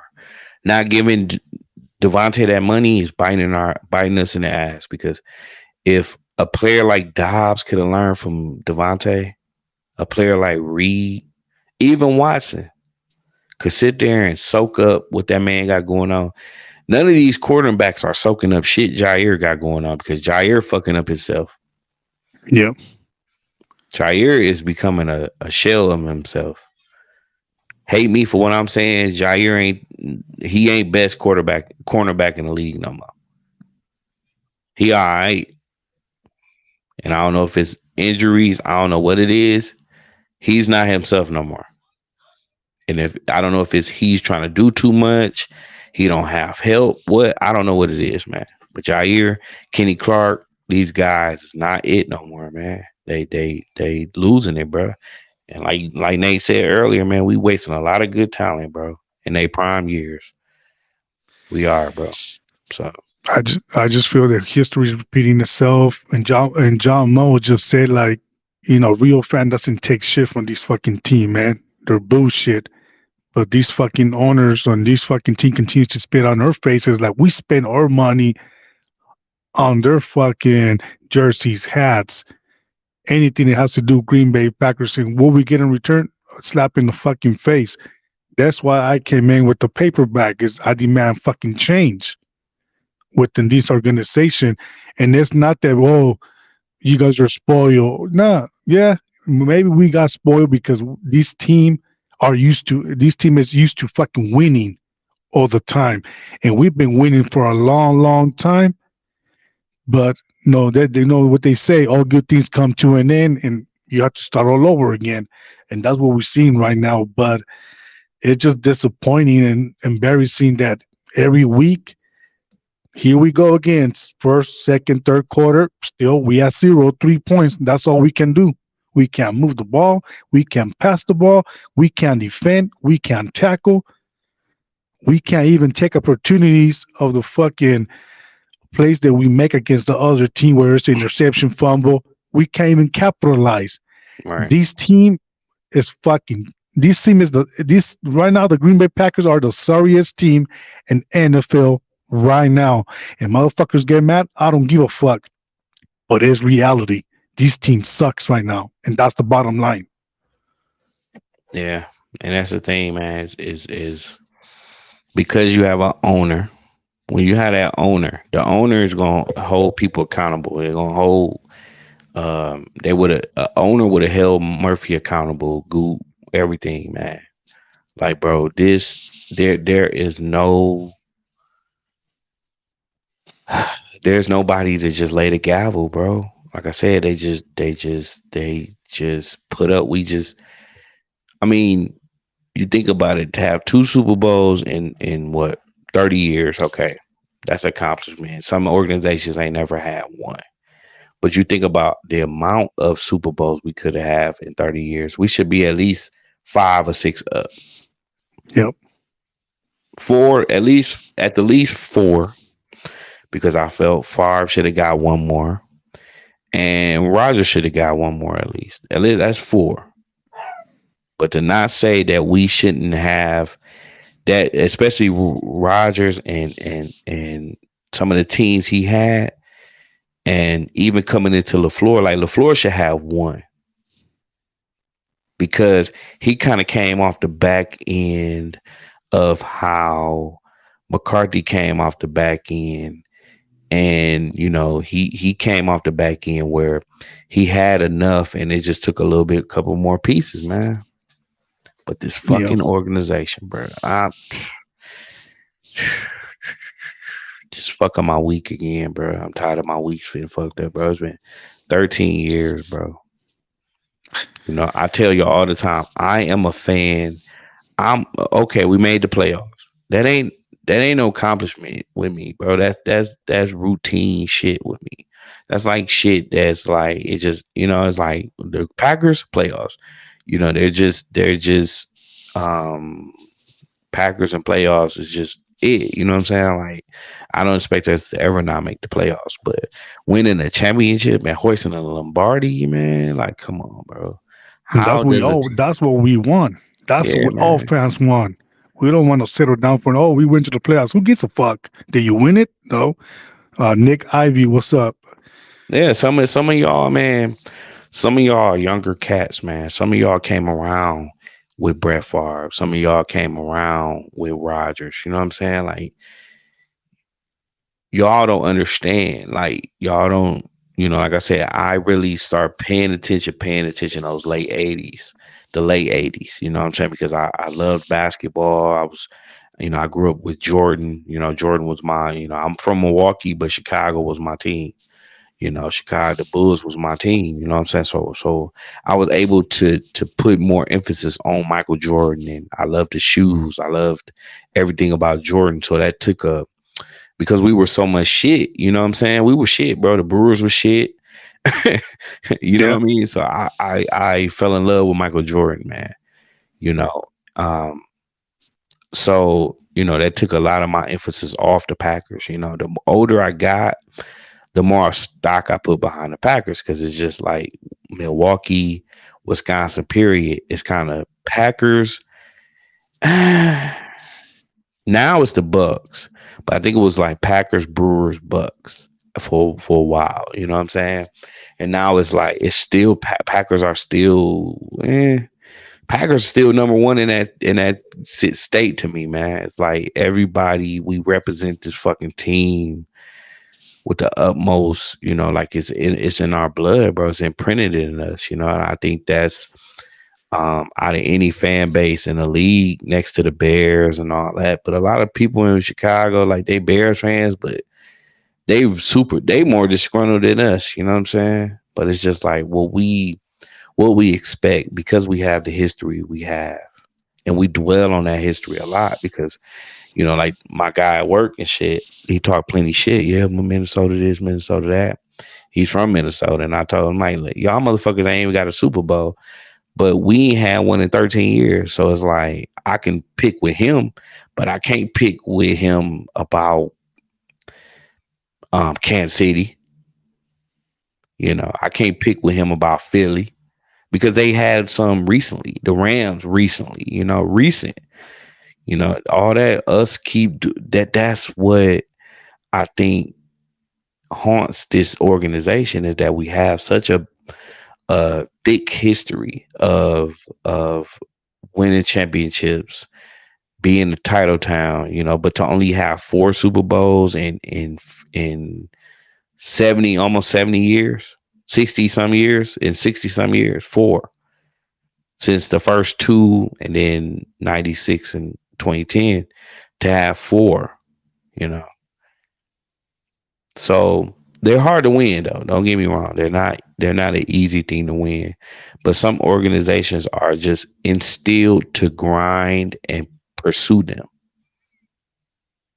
San Francisco might not won one in a long time since Steve Young. They've made it to some. They've always been there. The Eagles finally came around, but Eagles have always been there to compete. They played in one with T.O. and Donovan.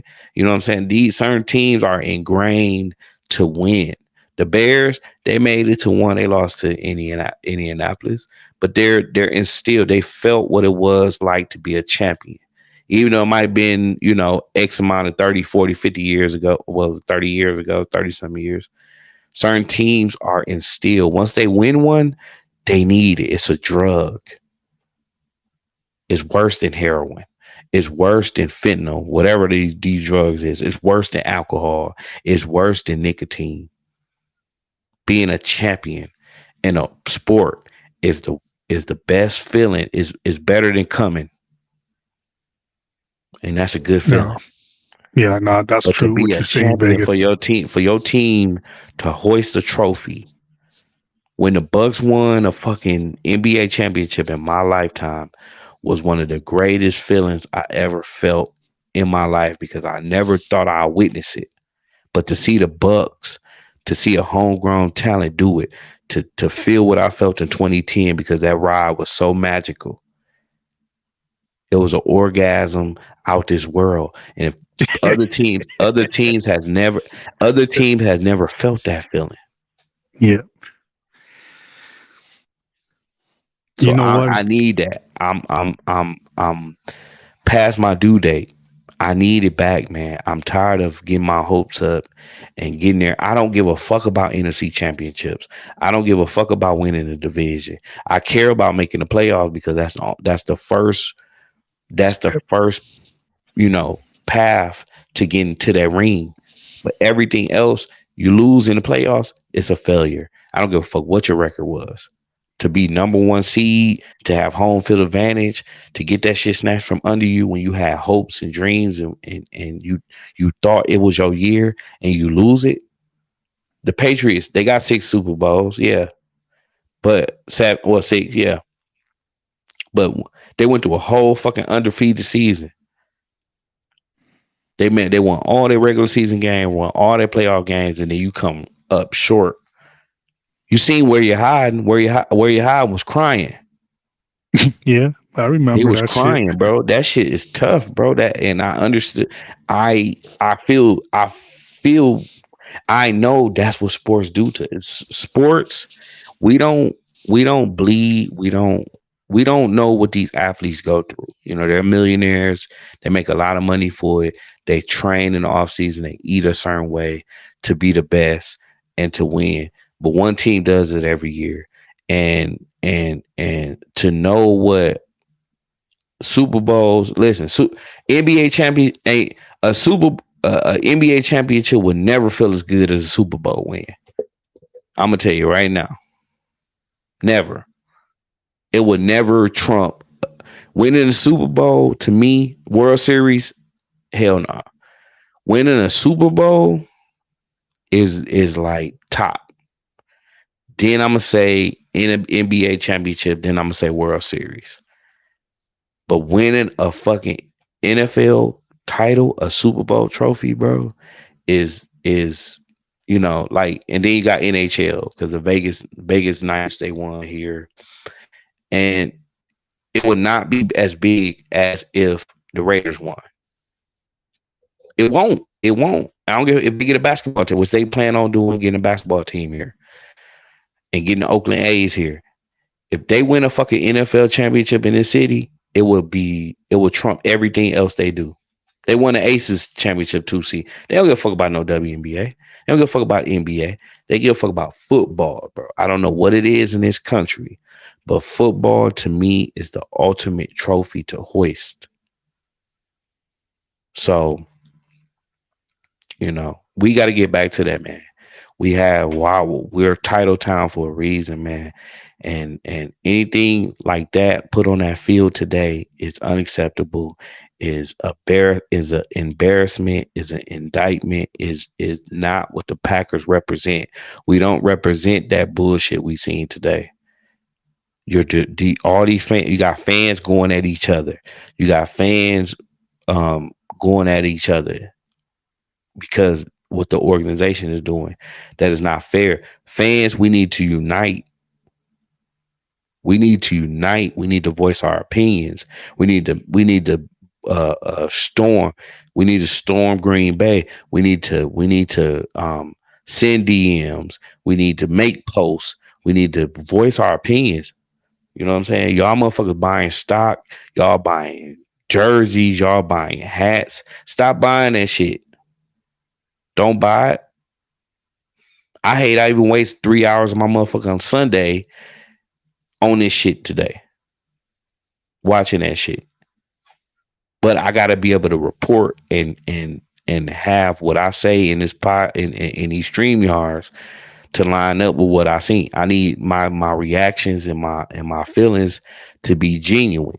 They can't be fabricated because I ain't watched the game. Hey Nate, what happened on? Oh, I seen this happen and what happened? No. I'm gonna watch every down. I'm gonna watch every play. I'm gonna watch everything and see and let y'all know how I feel about it. I gotta be genuine, man. I'm not gonna be fake for y'all to get subscribers and clap and talk about. It's some bright spots. Don't get me wrong, y'all. Y'all can disagree me with y'all or not. There's some bright spots, but there's a lot of fucking shit that needs to go and needs to change with this organization immediately. Fuck waiting till next year. Fuck waiting till no. It's half the season. We 2-5. That's it, man. That's throw the fucking towel in. Fuck Matt LaFleur. Give Pasaccia the keys. Fuck Joe Barry. Let the defense just do it. Just give up 100 points. I don't care, bro. I don't even give a fuck no more. But I'm done with this season. This season is fucking over and done with. And you heard it with me first. I don't give a fuck. We make the playoffs. This is not a Super Bowl team. This is not it. Agree with me or not? This is it. I'm not. From here on out, I'm not saying we win another fucking game. You know what? And Mac Jones or Kenny Mack was in the comments and he said, we're back in the dark ages. I'm going to embrace that. I'm going to embrace that we are in the dark ages because I feel that this is the first step in the right direction. Eventually, this is like I said earlier today, this is just transition team that is too young. They don't got an identity. They don't know how to win. They trying to find ways to win. But they can't do that when you have a fucking idiot like Matt LaFleur that doesn't know how to put a fucking game plan, doesn't know how to coach this team. All of a sudden, Aaron Rodgers is gone, and this bitch-ass motherfucker doesn't know how to fucking coach. Joe Barry, his time has been up. Me and Vegas, we've been saying this for the last motherfucking months, and people still don't fucking get it. In Green Bay, general manager, you need to grow a fucking pair of balls, fire yourself, and then fire everybody else too. I don't give a fuck. Clean the motherfucking house. Mike Murphy, you need to go get a wig, bitch, and get the fuck out of here, out of Green Bay, and retire too. You too. Oh, why wait until fucking next year or in 2 years? Bitch, you need to go now. Kenny Mack said we're in the dark ages. Yes, we are. And like I said, I'm embracing it. I'm tired of these fucking circus act. We're the laughing stock of the NFL right now. And fucking Packer fans want to be all fucking mad because me and Vegas, we speak in truth and we're just not going to sugarcoat it.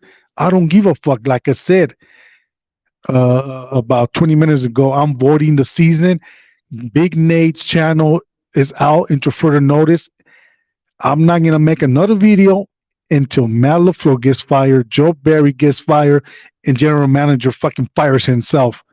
I demand change. That's why I was wearing this paper bag, because I want change in Green Bay.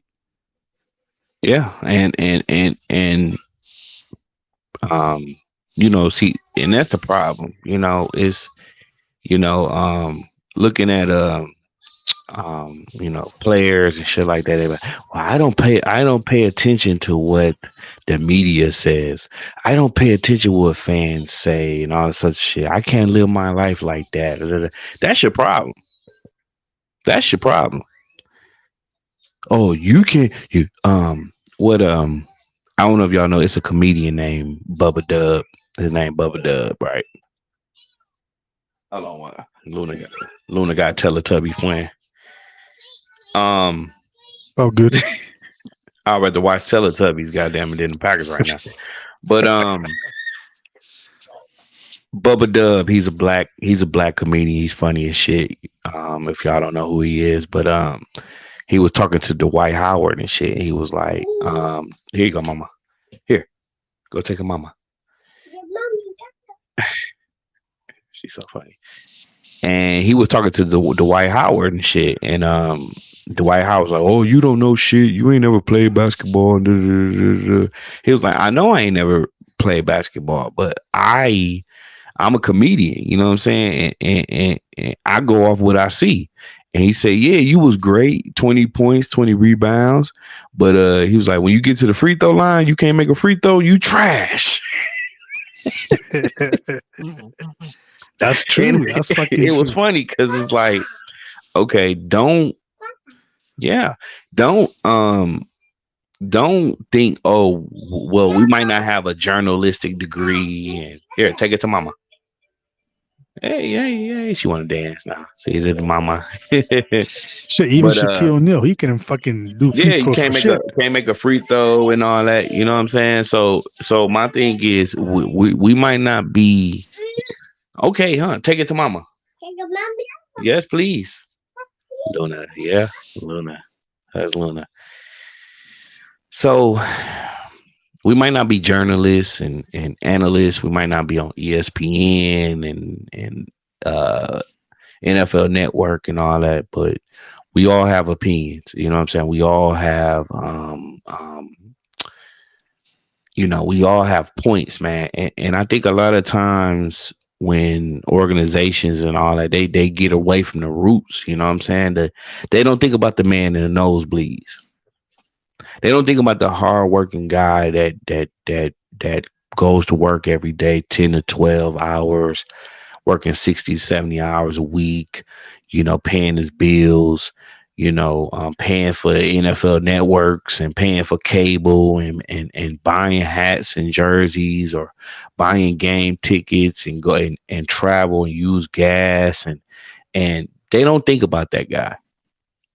They don't think about it. They don't give a fuck. Like they say, I don't give a fuck about your opinion. I don't care about the little guy. But the little guy, he watches and he analyzes. He has to root. He has to be a fan. You know what I mean? He has to be the one that buys the tickets, watch the team, this and that. You know what I'm saying? Because look at the Browns. I remember they fucking stands used to be empty, and it'd be people just like Nate with paper bags on their head and shit like that. You know And what the I'm saying? Saints with paper bags. And the Saints, right? So just for like I said, this team, if they sell any more stock, don't buy that shit. Why? Why you buying stock in something you don't have no opinion in? It ain't like a Wall Street stock where you're buying stock and you can make money off it and you just helping the team stay afloat. And I understand that. But if you're helping something stay afloat, you should be a part of the rebuilding process and all that. And I get that. I can't buy some stock and think I get a voice in who we draft in the fucking draft. You know what I mean? Oh, I got 2 shares of stock. So I said, take a wide receiver. It don't work like that. But I'm just saying that they have to know behind the scenes that every fan is disgruntled right now. And all you have to do is doing things like this, making podcasts, making videos, posting. We're gonna watch. We're gonna watch the games. We're gonna, but showing up and all that. Once they saw, like, if they would have came to Lambeau today and that bitch would have been empty, like filled with nothing but purple, they'd be looking like, what the fuck? You know what I'm saying? But that's our love for the organization, man. And as long as we do that, we'll be disgruntled, bro. I think they like I said, I don't think they're far off, but I think they need some work, man. It's gonna take a couple years, 2 to 3, maybe 5 years, bro, to get back to the promised land, man. But we'll see, man. I don't know what to say. It would have been funny. I would have been embracing the stadium being empty and all fucking purple and gold, because that would have gave motherfucking the Green Bay Packers awakening, like, okay, it is time to make some changes. Green Bay fans demanding changes. That's why they're not showing up to the games now. That would have happened, and I would have been like, fuck yeah, that's the first step into the right direction. But like I said, man, I'm still a Packer fan no matter what. I'm still gonna be watching, but as of right now, I'm done making videos until I see these fucking 3 fucking stooges get fucking fired. Yeah, man. And but that's the thing to do, man, is to kind of unite, man, as fans, as disgruntled fans, man. Well, that's what leave that alone.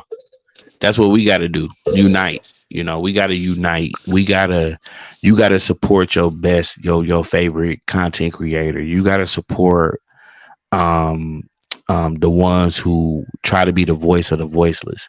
And that's one thing I had a gripe with a motherfucker like Tom Grassi. That was my gripe with him, because he would take how we feel. We disgruntled right now. He would think that's a joke. He would think that's funny. He would make us look goofy to other fan bases. He would what they say, he would swim in your tears as a Packer fan. But it's like, I'm not sitting here up here telling y'all, like, I'm not gonna profit off y'all fucking I'm not gonna profit off the Packers downfall. And you have a lot of content creators and people who are higher up that can actually voice an opinion. You know, a motherfucker like Tom Grassi could be bringing content creators on that.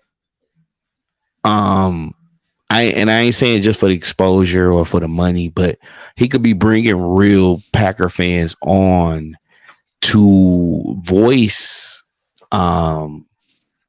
their opinions and be disgruntled, you know, and tell the truth. But no, he read like today he'll make some shit how the Packers fan, you know, how a Packer fan felt. That ain't how we feel, bro.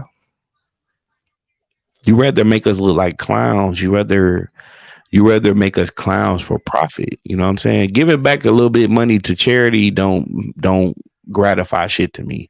It don't, you know what I'm saying? It don't equal out. You know what I'm saying? I can't go rob a bank and then go send my child to college. Like, that don't make sense. You know what I'm saying? I can't take the money to send my child to college. It don't make sense. It's backwards. And that's the thing about Tom Grassi, like you said, Vegas. He laughs at our pain when we lose, and he thinks it's okay. That's the issue I had with Tom Grassi in the past. And now I'm not hating because he got all these fucking subscribers and because he's making money because he goes to charity. I don't give a fuck about that. I'm a Packer fan. And I'm a YouTuber and I make fucking Packers content just like Vegas. But we're not here laughing at the Green Bay Packers fans and say, we fucking lost all this. Why would I do that? Why would I fucking make a sketch about the Green Bay Packers and put this organization down, especially when they're down? Right. Like the fans like, okay, I'm a Viking fan. Now I'm going to put you down when you know you're a Packer fan. Like, why would I dress up like someone I'm not? Like a motherfucker like him, he make more money when we're bad than when we're good. Yeah. He benefits more when we ain't shit than when we're good. I benefit more when we're good than when we're bad. I don't like talking like this. I don't like putting this team down. You know what I'm saying? Like a lot of the Cowboys podcasts. A lot of the Cowboys podcasts, Bears podcasts, and shit like that, they do better when the team is losing. You know what I'm saying? They do better, bro. They don't do worse. They do better when their team ain't shit. Us, we don't even want to do this shit when we're bad. You know what I'm saying? Yeah. We don't even want to talk bad or negative about our team, bro, because of what we expect. See other organizations and teams and shit, they're used to the dark ages. They've been in the dark ages forever. They don't have shit to boast and brag about. They don't have Hall of Famers, and they can't say they had a Rodgers and a Favre and a Star, and you know what I'm saying? They can't do that. They can't do that. Even Steelers fans, that like look at teams. I'm gonna tell you this. Look at Steelers fans. Look at Packers fans. Who else? Look at Niners fans. Who else? Cowboys. Cowboys fans. I mean, as much shit I give Cowboys fans, they have a nucleus. They have a fan base. They have something to brag about. I don't care for when it was, when it happened. They've had Hall of Famers. They've tasted success. So they get the way they get because they want to return to that. Packers fans want to return to that. Niners fans want to return to that. Eagles fans, they're currently in that. Kansas City fans, they're currently feeling that.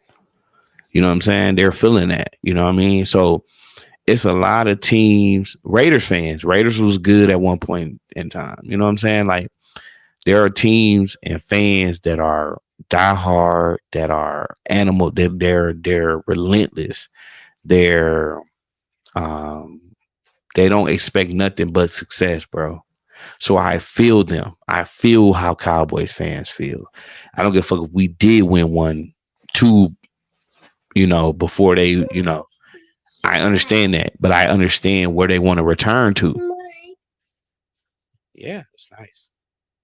Vikings fans don't know what it feel like. Lions fans don't know what it feel like. Falcon fans, Redskins won. You know, they were good at one point in time. Giants fans were good at one point in time. The So there are Jacksonville Jaguars don't Jaguars know what it feels. never. Carolina, they actually made Super Bowls. You know what I'm saying? So Denver, you know, so there are certain fan bases that are die hard, bro, like us. You know what I'm saying? And that's why I want us to unite through the pain and be disgruntled. When one fan is disgruntled, all y'all asses should be disgruntled. When Nate wearing a paper bag, y'all lucky I ain't show up with one. Because I know how diehard Nate is. I know how diehard TR is. I know TR went through dark ages, but I know TR wants to get back there. I know he do. I know KH do. I know HPLV want to. Cali Packer. Say, hey, Hi, say Luna. hey, Nate. Say, hey. What's up, Luna? Wait. And it's the next generation. I'm grooming her up to be this. That's what's up. To want to like football. My wife don't even want to watch the games. She used to watch the games with me. She don't even want to watch this shit. She said, why? No, baby. Oh. My wife don't even want to watch this shit. She feel like she jinxed the game, which make me feel bad. And I'm like, you ain't jinxing shit. This team is just shit. My wife sat down and watched the game for a little bit, for like 20 minutes. And that was the beginning, like around the first quarter. But man, my wife she's a Raider fan. Baby, come watch. No, she don't even want to. She don't even want to be. She wants us to be good. And when she did, you know, that whole run when we lost to Tampa Bay, she was, you know, she was on board, bro. She was, you know what I'm saying? She was like, we was going to out to, you know, going to the little bars and shit, watching games and all that shit. She was just so, you know. But then they just come up short, and she just felt like we should have won that game. She was just like, you know what? I can't get my hopes up like that. And we do this to ourselves every Sunday, bro. Sunday, Thursdays, and Mondays. We do this to ourselves. So don't feel bad, bro. You invest. Listen, anybody, and I'm telling y'all right now, anybody that invests time out their lives, I don't give a fuck about the money. Money come and go. But when you sacrificing time, you don't get time back. We don't get that 3 hours back earlier. We don't. So for them motherfuckers to just keep letting us be in, man, find something to do with your time, bro. Go to the park with your kids. Get sleep. Wash your car. Do your lawn. Whatever, man. Don't subject yourself to this pain, bro. Because it's pain, bro. It's not. Ain't nothing good coming out of that shit. If you like me, whether you 0 and 16, 17, we still say 17. Whether you 0 and 17, you still every Monday, Thursday, Sunday, you sit there and you watch. I haven't missed a game since 91, probably. Because I used to 8, 9 years old. I used to go outside. 7, 8, 9. I was outside playing, ride my bike. My dad be sitting there angry, disgruntled, and would tell him, Dad, son, come watch the game with me. And I'm going to go ride my bike. I'm going to go play basketball. You know what I'm saying? But when I finally started paying attention, man, you know what I mean? It's been 30 years, bro. TR even longer of this team or behind me. So I don't know, man. I don't keep rambling on. I'm gonna go chill with this one right here. Yeah, I'm gonna go chill with the family too. But I didn't want to let you hanging. You know what I'm saying? No, I appreciate you, man. I appreciate you to go up, get bro. the bag. I actually drove to go get the bag because I didn't have none. So I'm gonna go get a bag. And I'm gonna tell you this, bro. Wear that motherfucker as much as you want until you feel like they worth putting stock back into. I'm gonna still try to do what I can. I'm sorry about yesterday. I wanted to do the podcast.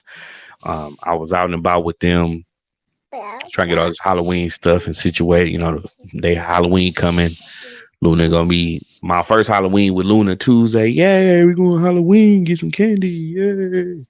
So I was ripping and running and doing all type of shit yesterday, and I didn't even. I say, you know what? Let me use that time wisely, man. And I use that time on them, man. Instead of talking about some shit about what we ain't doing and what we should do. I want to see change.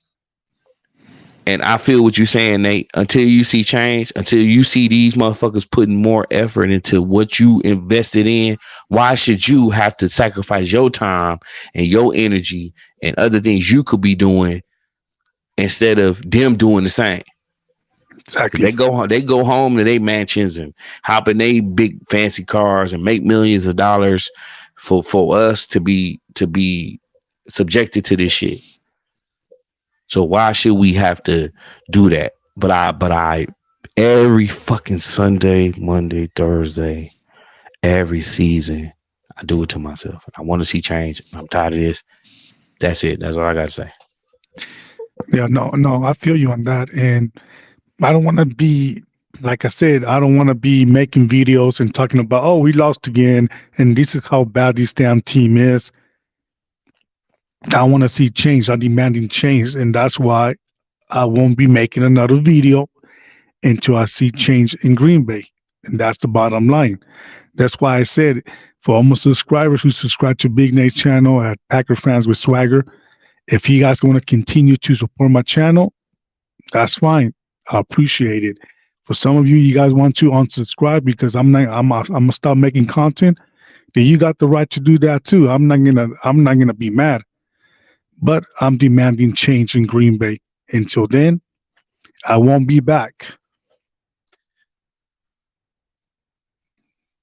I ain't got no choice. I'm still stuck. I ain't going nowhere, y'all. I'm gonna be talking shit. I'm gonna be yelling. But I'm telling you, this calmness y'all get from me, this shit gonna be changing in a minute, bro. If they lose next week, I ain't gonna flip my desk and shit because I'm gonna pay for this. But y'all gonna see a lot of fucking energy from me. And I'm going crazy, bro. I'm gonna be losing my. I'm going ham. I'm for real. Yeah. I be trying to be turning it down for her too. She don't be hearing all that, but I'm gonna get graphic. I'm gonna get vulgar. I'm gonna freaking explode. I'm for real, bro. Cause I'm getting tired. I'm getting tired, bro. And I'm tired, bro. I'm tired of this shit, man. So I'm gonna go hang with her, y'all. I appreciate y'all coming out, man, dealing with us, fucking with us, man, this week, man. Another L. Still at home, man. Rams next week. Early game, another 10 a.m. for us on the Pacific. Yeah, I know what to do, man. Fuck with us, man, or don't fuck with us. You know what I'm saying? Every week, man, after these games, man, StreamYard, instant reactions, disgruntled or happy, whatever. If we win next week, I'm not even gonna be happy, bro, because like I said, I'm close to what Nate is doing over there. I'm very close. But I want y'all to see this handsome mug. But Packer fans, man, listen. Unite, man. This is the time to unite because as fans, we have no opinions. We only have opinions towards each other. We can't change what this organization do. We can't go in there and fire nobody. We just got to deal with it. And as long as we deal with it, let's unite. Let's go through the dark. If we got to go through the dark ages, go through them together. And when it's time to celebrate, we're gonna be here together. You know what I'm saying? So don't poke fingers at each other. Don't down each other. That's what they want us to do. That's what you're gonna do because you feel like, oh, if I say, hey, I feel like Jordan Love can be something, and you don't feel that way, because he didn't play great today. It happens, man. I've seen 2 Hall of Fame quarterbacks have bad games and overcome it. All we could do is wait to see if he overcomes it. These coaches, though, they're hopeless. They need to be gone. And I'm just tired of it, man. So I'm gonna go hang with this baby, man, while I can. All right, Vegas. Well, Appreciate you, Nate. Go, Pack, go. No worries. For sure, man. I appreciate you coming through. TR, thank you. If y'all ain't subscribed yet, please subscribe. Please do. If you ain't like, please go over to Packer Fan with Swagger, man. Still support the man.